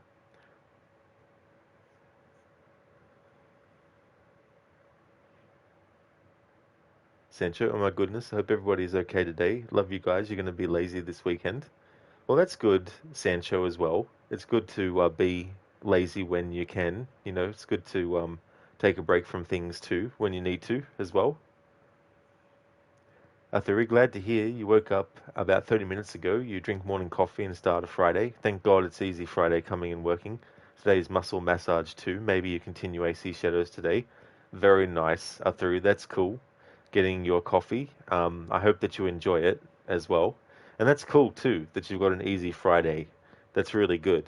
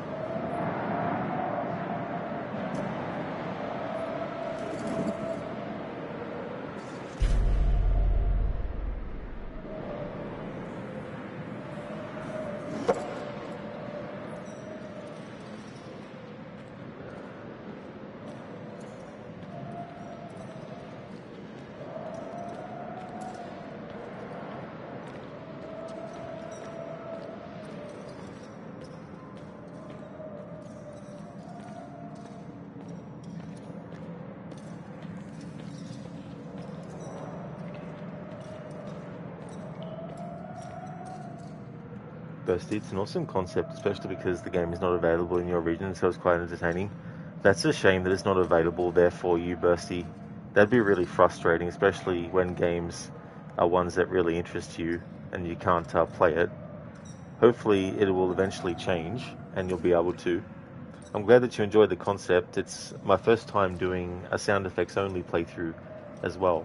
So it's sort of like a bit of a learning experience in sort of like learning to wait a little bit longer than usual, just in case there's a delayed sound that comes through because of some other thing.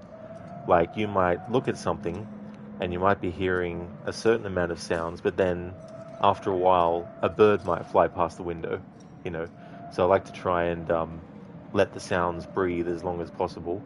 And also when there's other sounds happening and I want to interact with something, I try to time the interacting with the break between one sound effect happening and the next time it happens as well.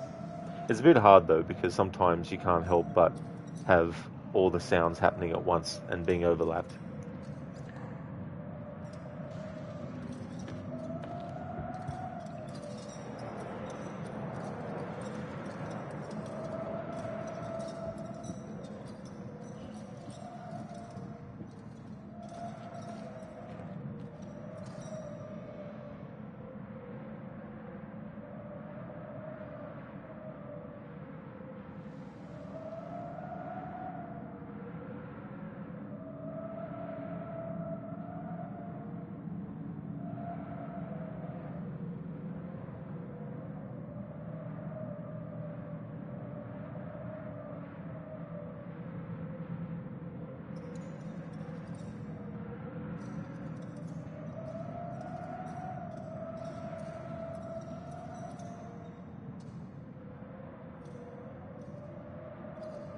Bursty, something like in Clair Obscur, there are so many details in the sound.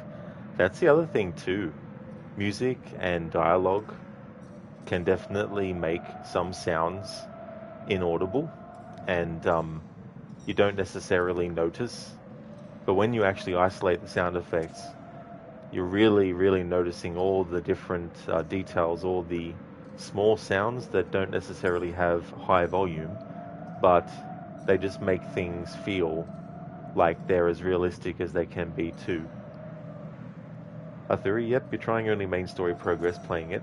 You plan this year of playing AC Unity 2, but you know how big AC games are, so you tell yourself, don't collect all, only main story as well for this, because games are very big. You play bit by bit, you don't get bored. Exactly, a theory. The thing too about a lot of the newer Assassin's Creed is the pacing of the story is made longer because you're going to one person for a quest. They give you 3 quests, and so you go, okay, we've got 3 different quests, and then one of those quests, you get given another 3 quests on top, and it's like, ugh, how many quests are we going to get? And a lot of the stuff could be just done in 1 or 2 quests, and not have to extend it even further as well. Oh, that's all good, Sancho, for playing this game. I'm glad that you're having a fun time with it.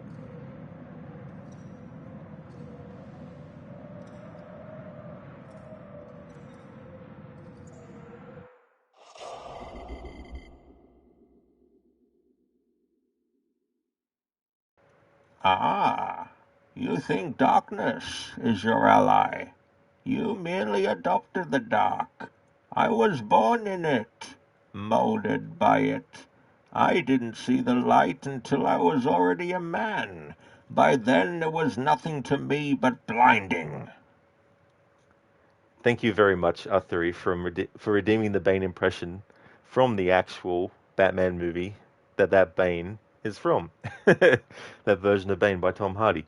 Thank you very much for redeeming that quote from that movie as well. He's got so many great quotes in that movie.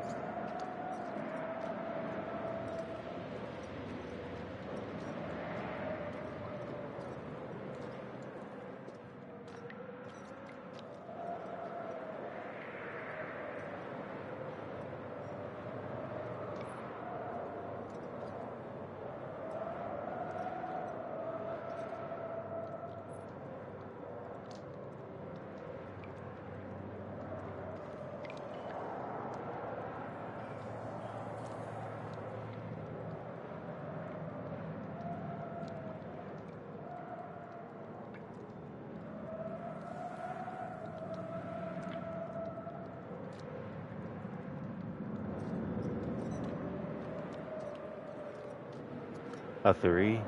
Damn, that's classic quote. Dark Knight Rises, you'll love it. Someone is doing this quote as a remix, sound slash music, motivation training music. It's nice.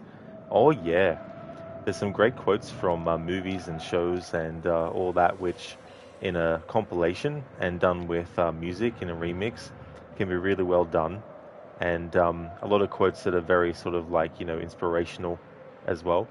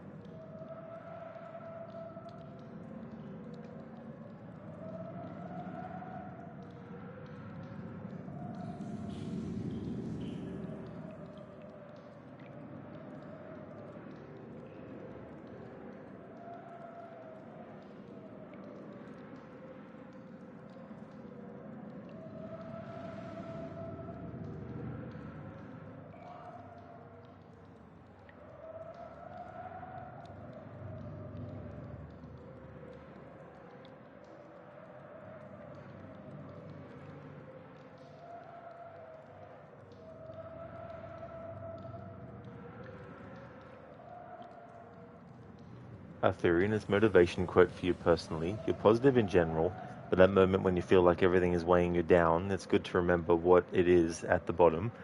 That quote sound will get motivation and focus at training. That is so true, Theory. As much as you try, and it would be great if 24 hours a day, 7 days a week, everything could be great and all that. But in those moments where things go wrong or things are kind of like feeling like they're not getting you the results that you want and all that kind of stuff, it can be very easy to get down about that, which is understandable.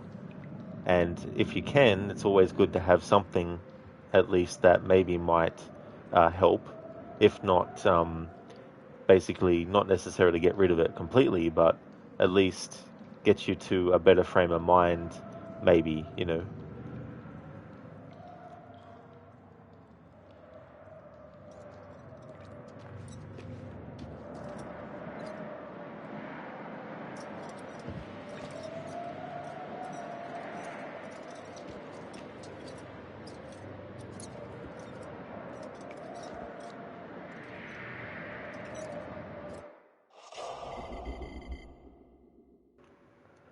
Okay, so there's going to be a series of really loud sounds that are going to happen because Mike has to do some more gunshots, but there'll also be some explosions as well.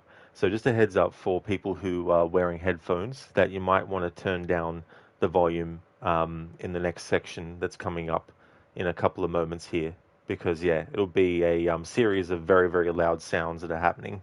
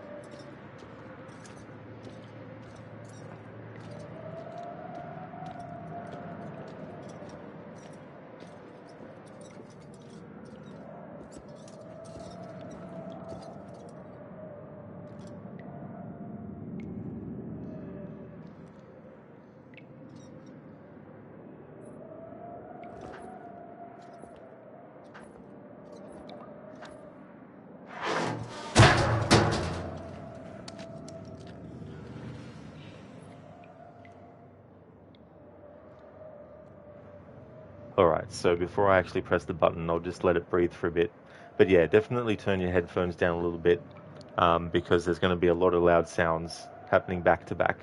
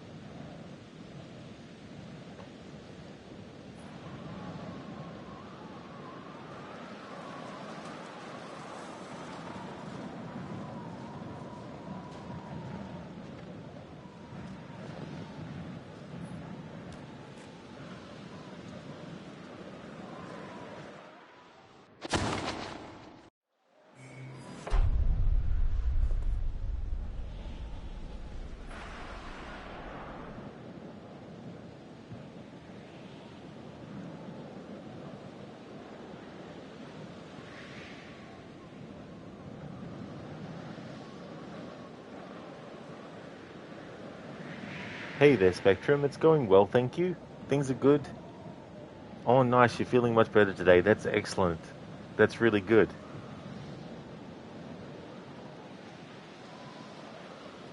Yeah, that'd definitely be a relief. As for me, it's going well. Doing more of this sound effects only playthrough.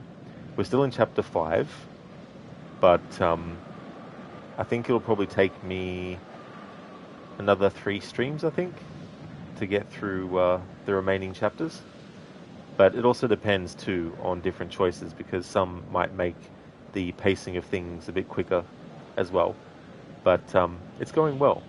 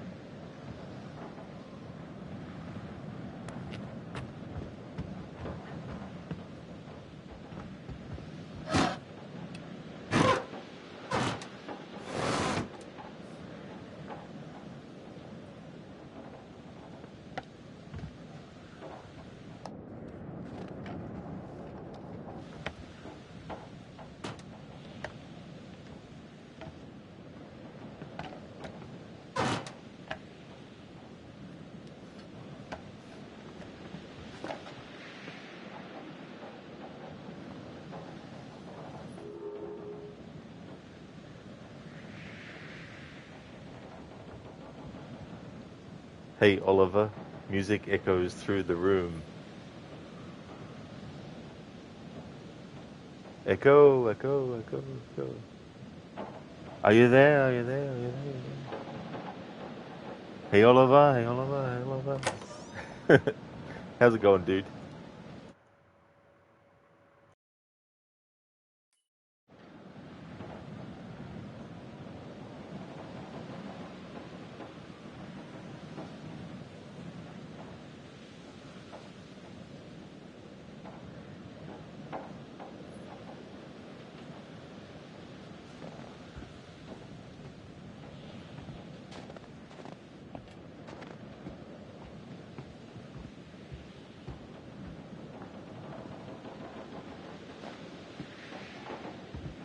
Oliver, morning just getting started, making breakfast and meals for the workday ahead. Very nice, dude. Sounds like a great plan. Hope it all goes well and that you enjoy your breakfast too.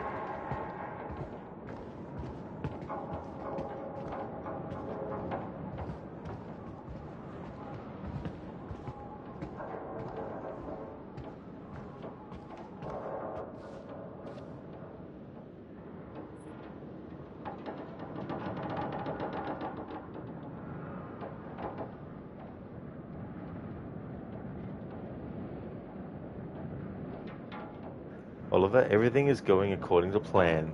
Excellent. So it's like the afternoon down under for you? It is, dude, yeah. You're getting closer to 4 p.m.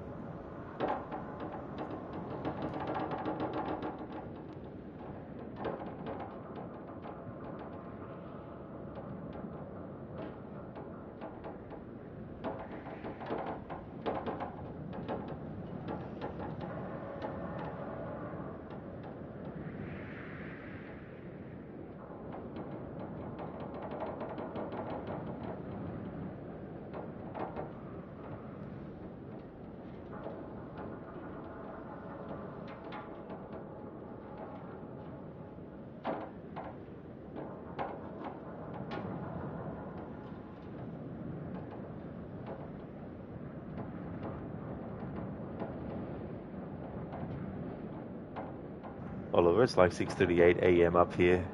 Very, very early, nice and fresh. What season are you in, Oliver? Actually?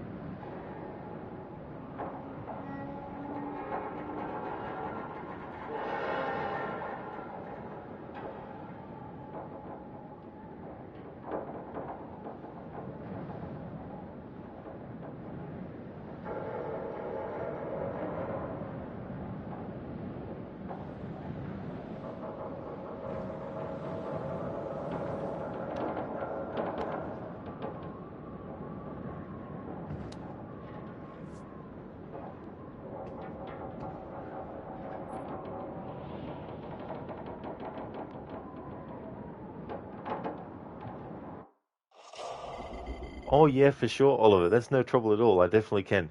Yeah, I was just wondering what season it was for you at the moment, because this is our last month of summer.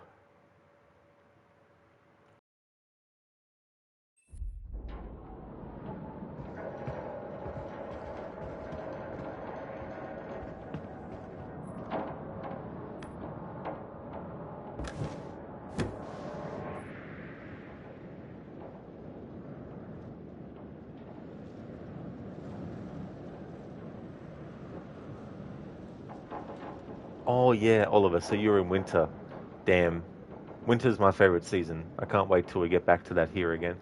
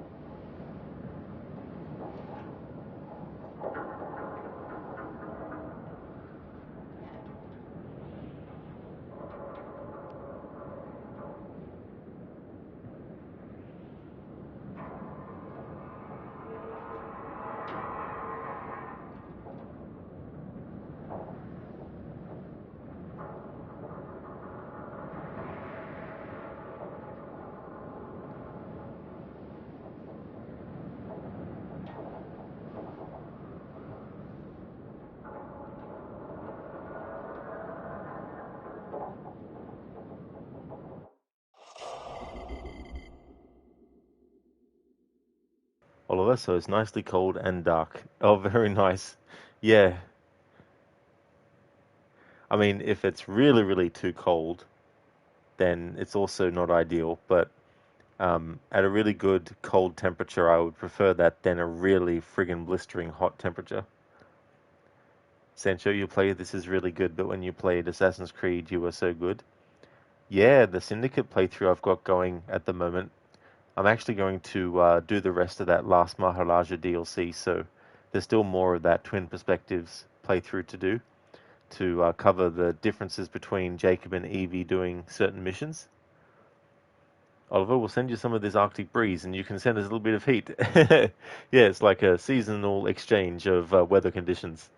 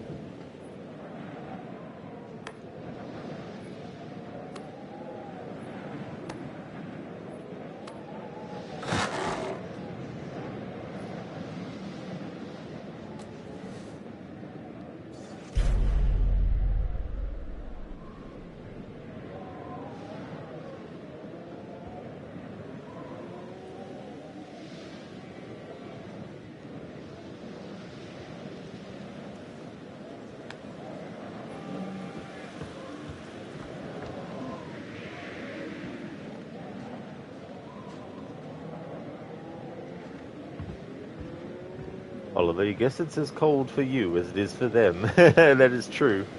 That's the thing about adding your own immersion factor to games, where if you're playing a game where it's cold, if it's naturally cold where you are, perfect. But if it's not, get a fan or something and have it blow on you while you're actually playing that part of the game where it's cold. You know, things like that as well. When the character takes a drink, you take a drink as well. Doesn't have to be the same drink that they're drinking, of course, but you know, when they drink, you drink. You know, things like that. Yeah, Oliver, realism 100. Yeah, to go the extra mile as well. I mean, I've done some playthroughs and content that is done in like a timed with real life kind of timing.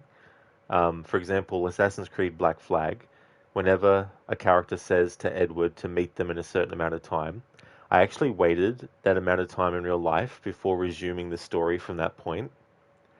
Then with Assassin's Creed Origins, I timed it so that by the time I got to the point where Caesar gets assassinated, I made sure that I finished the first stream at a certain point in the story to allow me to ensure I would assassinate Caesar in the game on the same day that he actually got assassinated in real life.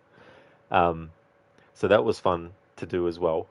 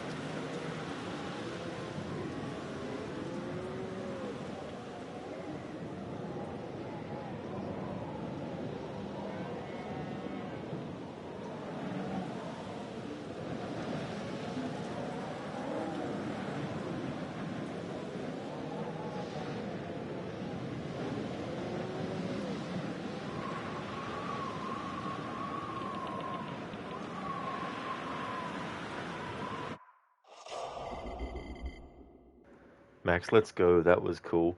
Yeah, I think it was. I was trying to think now. How many years since his assassination was it that I actually did that? But yeah, that was fun to do, and I managed to time it so that not only did I actually stream that on the same day, I made sure that I was able to export the VOD and have it be published on the same day as well, because I wanted to make sure that it carried through to that extent.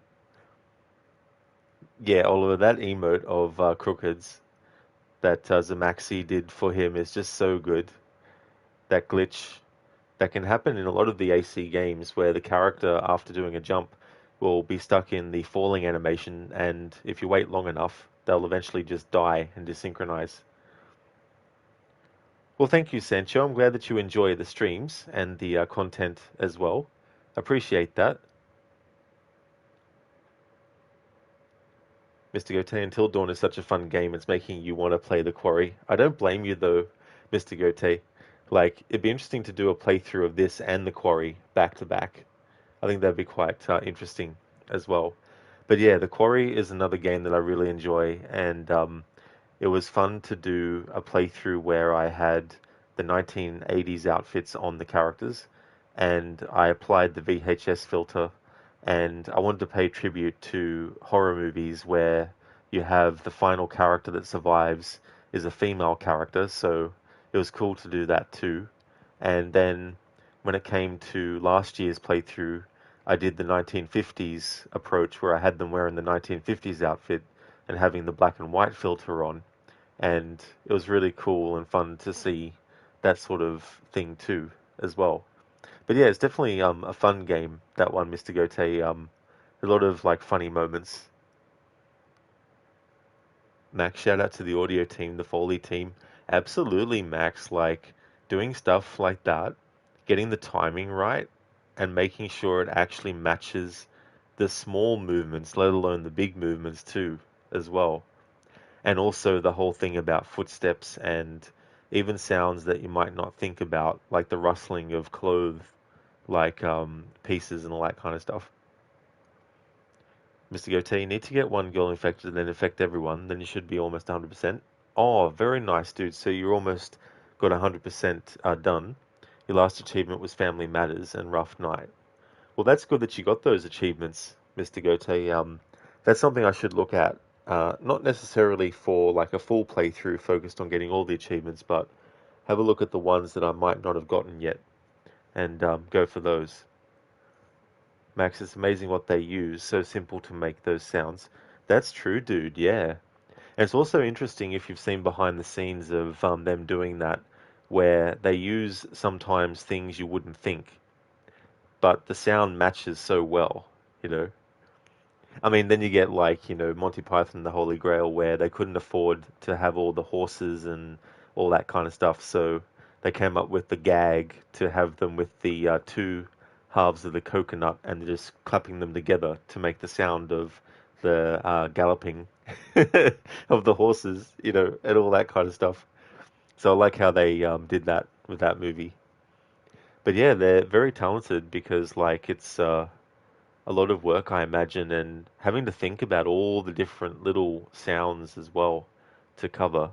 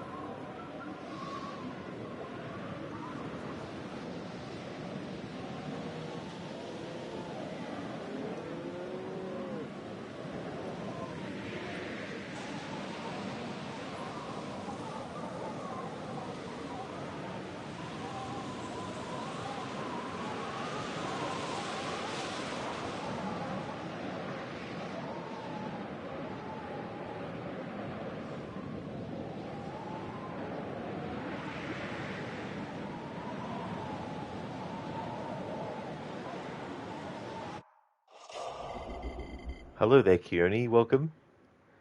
I did. Yeah, I saw that John Wick game. That looks really cool. I'm hoping that it lives up to what that trailer showed. That was just really, really fun to watch as well. And it's cool that Keanu Reeves is actually playing the role. It's not just his likeness. I thought that was really cool too, as well. But yeah, that definitely looks fun. Um, I didn't watch the state of play like, from start to finish or anything. I usually just wait until the event's finished and then I search what was revealed and then I just basically go down the list and check out what games sort of jump out at me. And so I also saw the little bit of gameplay they showed for Control Resonant, the sequel to Control, and that looked really fun too. Hey there, Bombo. How's things been? Hope things have been going good. Welcome to my sound effects only playthrough of this game. All the dialogue and music is turned off, so it's no error with your audio or anything like that. But I thought I'd pay tribute to the sound design. Here, even 007 gameplay looks fun. I didn't see that new video that they did, but I saw the previous one as well. But yeah, it definitely looks interesting too, as well. I haven't played their Hitman games before, which I definitely want to at some point.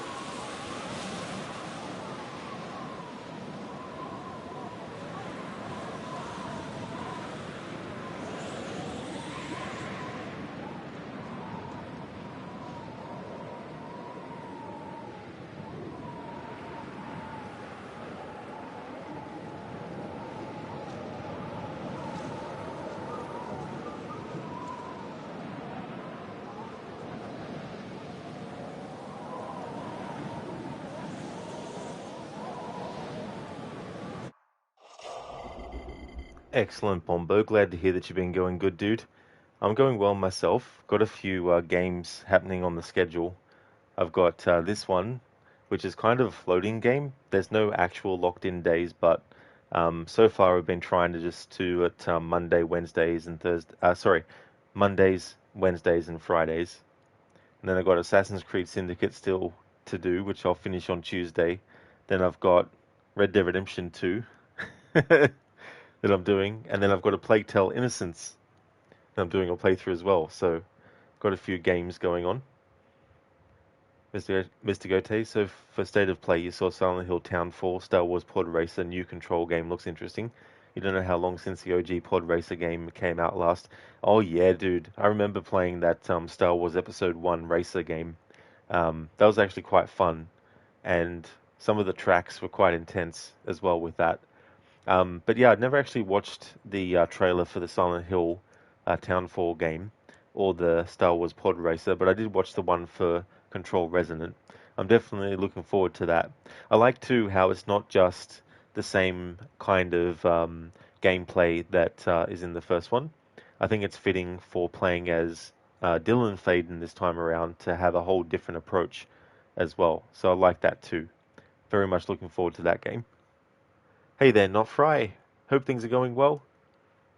Another game I'm looking forward to is the Dark Pictures Directive 8020, which I think now has a release date of May this year. It's been a long time coming, so I've been very much looking forward to it. 2022 was the last game in that series, The Devil in Me, the same year that The Quarry came out, actually. So they had Supermassive had a double whammy that year. Excellent, Not Fry. Glad to hear that, dude. Until Dawn is going really well. We're in chapter 5, and so far, none of the characters have died, which is what I would like to have happen. No characters dying. at least this time through, because I will do multiple passes of the game. Not all of them will be from scratch, but some of them definitely will be restarting the entire game over again. And then going for all the character deaths. Yeah, there's a lot to it as well. Like there's some choices that you got to be careful of because they might lock you out of being able to do certain things later. And so if I want to do the thing later, I might need to do things that go against what I'm overall trying to do. There might be choices that will actually result in the character not dying. And if I want them to die, but I've already made a choice in one of the earlier chapters, it means that I can't actually do the thing later on, so it can be very tricky.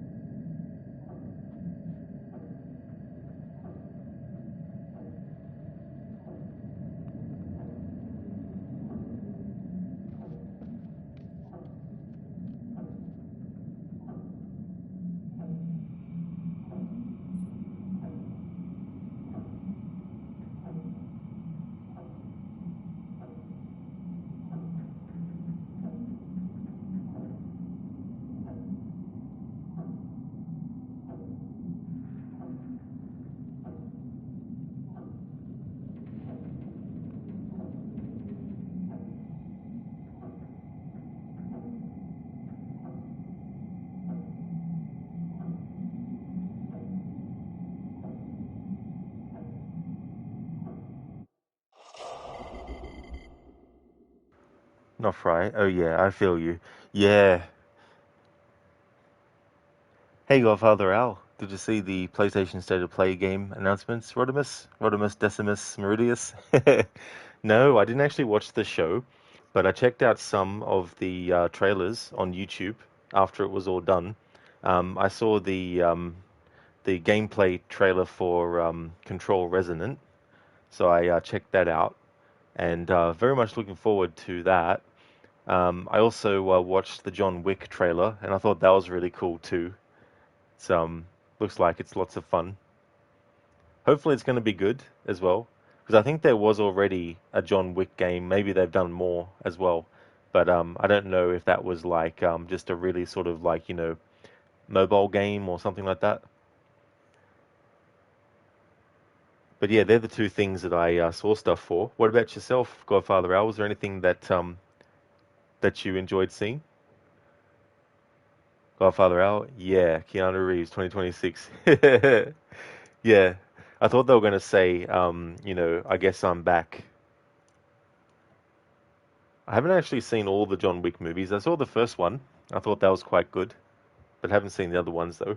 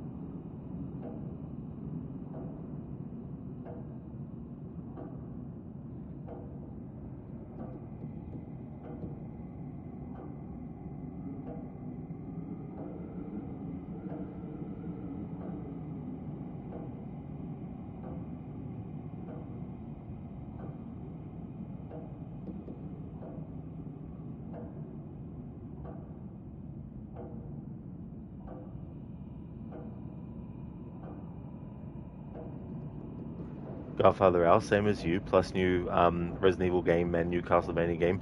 Yeah, it's funny with that Resident Evil Requiem game. I saw the initial release or announcement trailer, and then I watched a little bit of gameplay. But besides that, I haven't watched anything else of that.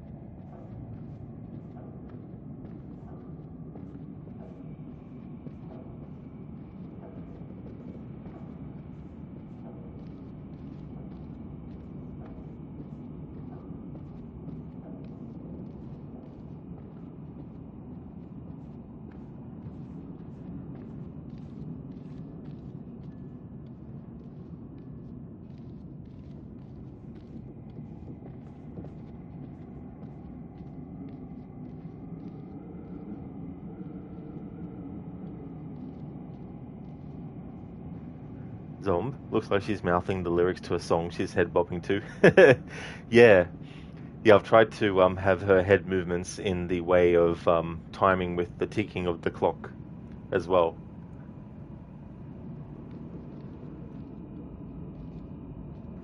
Sancho, these games are really fun. You just like you playing them because you're so fun to watch.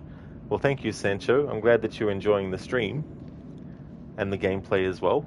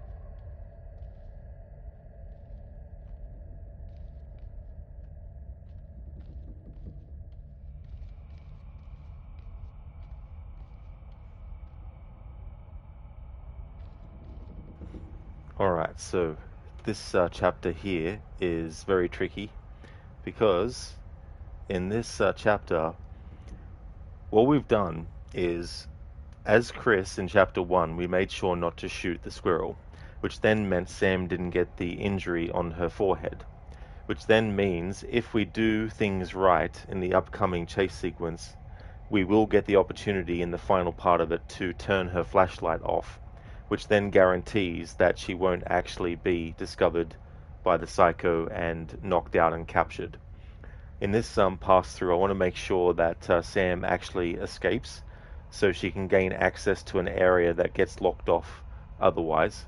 So I just need to double check the steps that I need to do to ensure that we get that outcome. Because if I fuck up, it just means that we'll have to do the sound effects for her getting captured and all that and miss out on that location. Just in case there's any different like ambience and stuff in that location that can get locked off. So if we do get captured, then I have to wait until I finish the game before I can go back into chapter reload, and then I would have to redo chapter 5, and then that way I'd get another opportunity as well.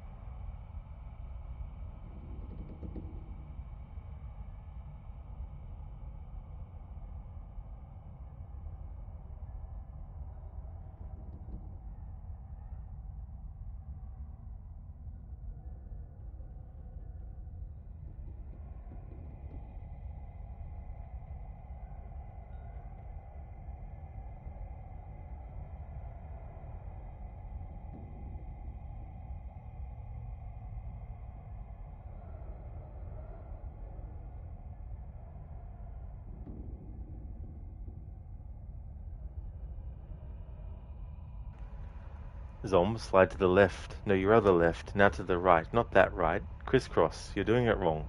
Not supposed to be in the shape of a pretzel, you know. Everybody clap your hands. I said clap your hands, not face palm. What's that actually from, Zom?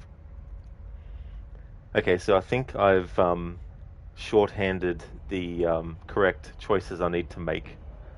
But yeah, if this fucks up, I can always try again at a later point when I finish the game.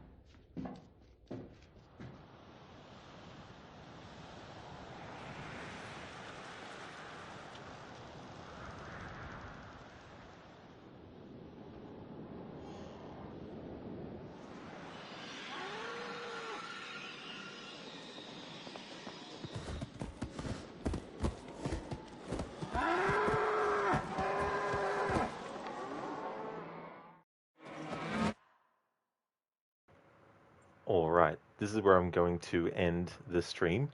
So that was chapter 5 done. That one took the entire stream to go through and listen for the audio and do certain things for sound effects.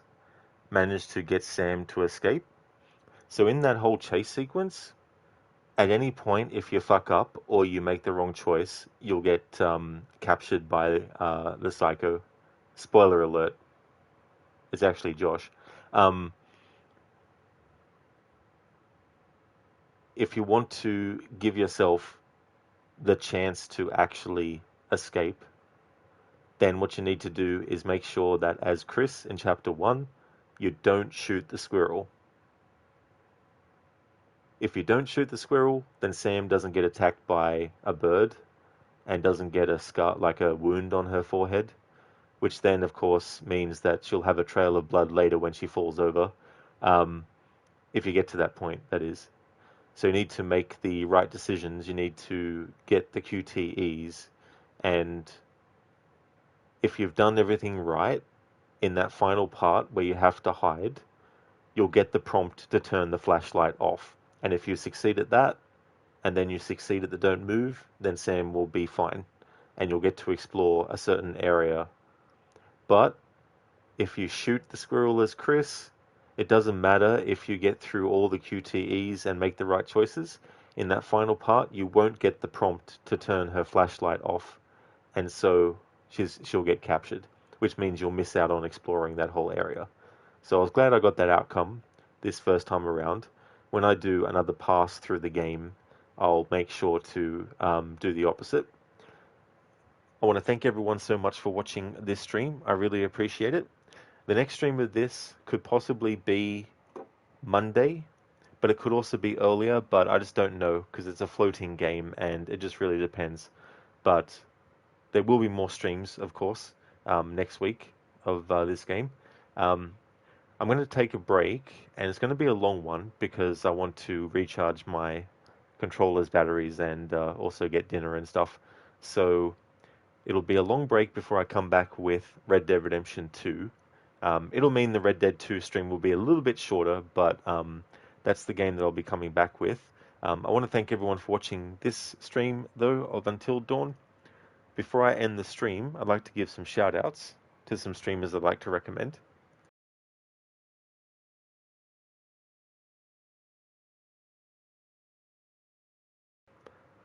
That's my current time, so I just need to work out how long of a break I'm going to take.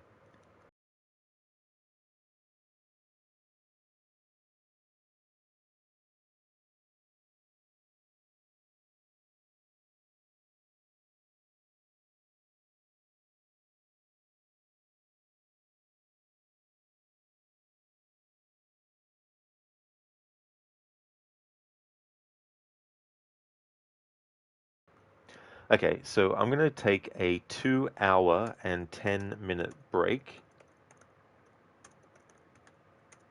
before returning with Red Dead Redemption 2.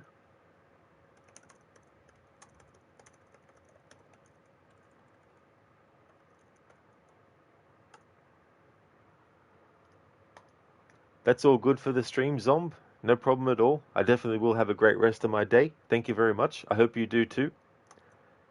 Hey there, AC. That is the end of this stream? Yes, indeed. But that's okay. Thank you so much for popping in. I'm sorry about the timing of that. We finished chapter 5 of Until Dawn. I managed to make sure that Sam didn't get captured. A combination of making the right choice in chapter 1 as Chris, and also making sure I made the right choices in the chase and got the QTEs done, and we got the outcome that I needed. Oh, dude, thank you very, very much for the 140 stream streak. That is excellent, dude. Holy shit. Thank you very much for that. I really appreciate that a lot.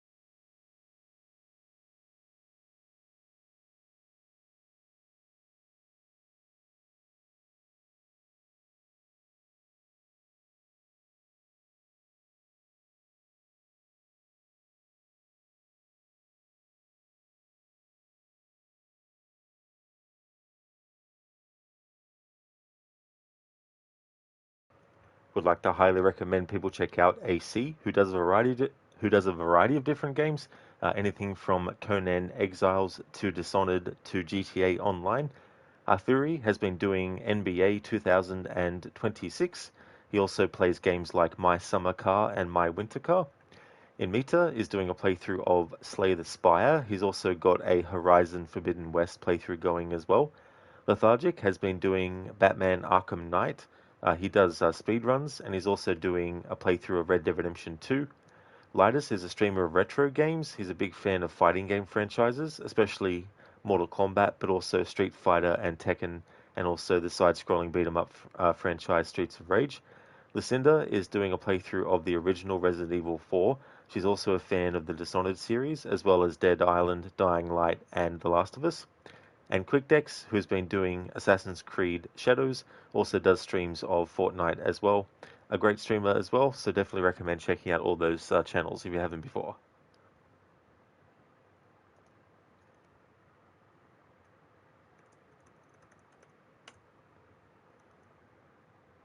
So the current schedule is Monday, Tuesdays, and Wednesdays is A Plague Tale Innocence. I'm doing a playthrough with the French voices active for the entire playthrough.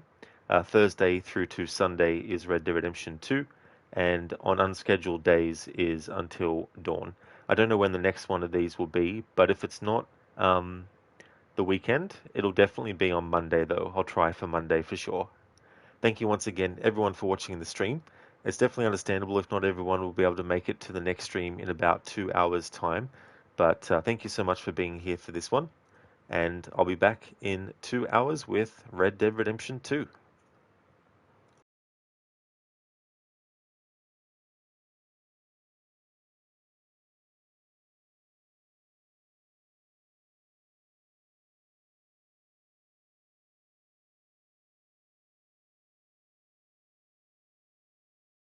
Thank you, Zomb. You take care too,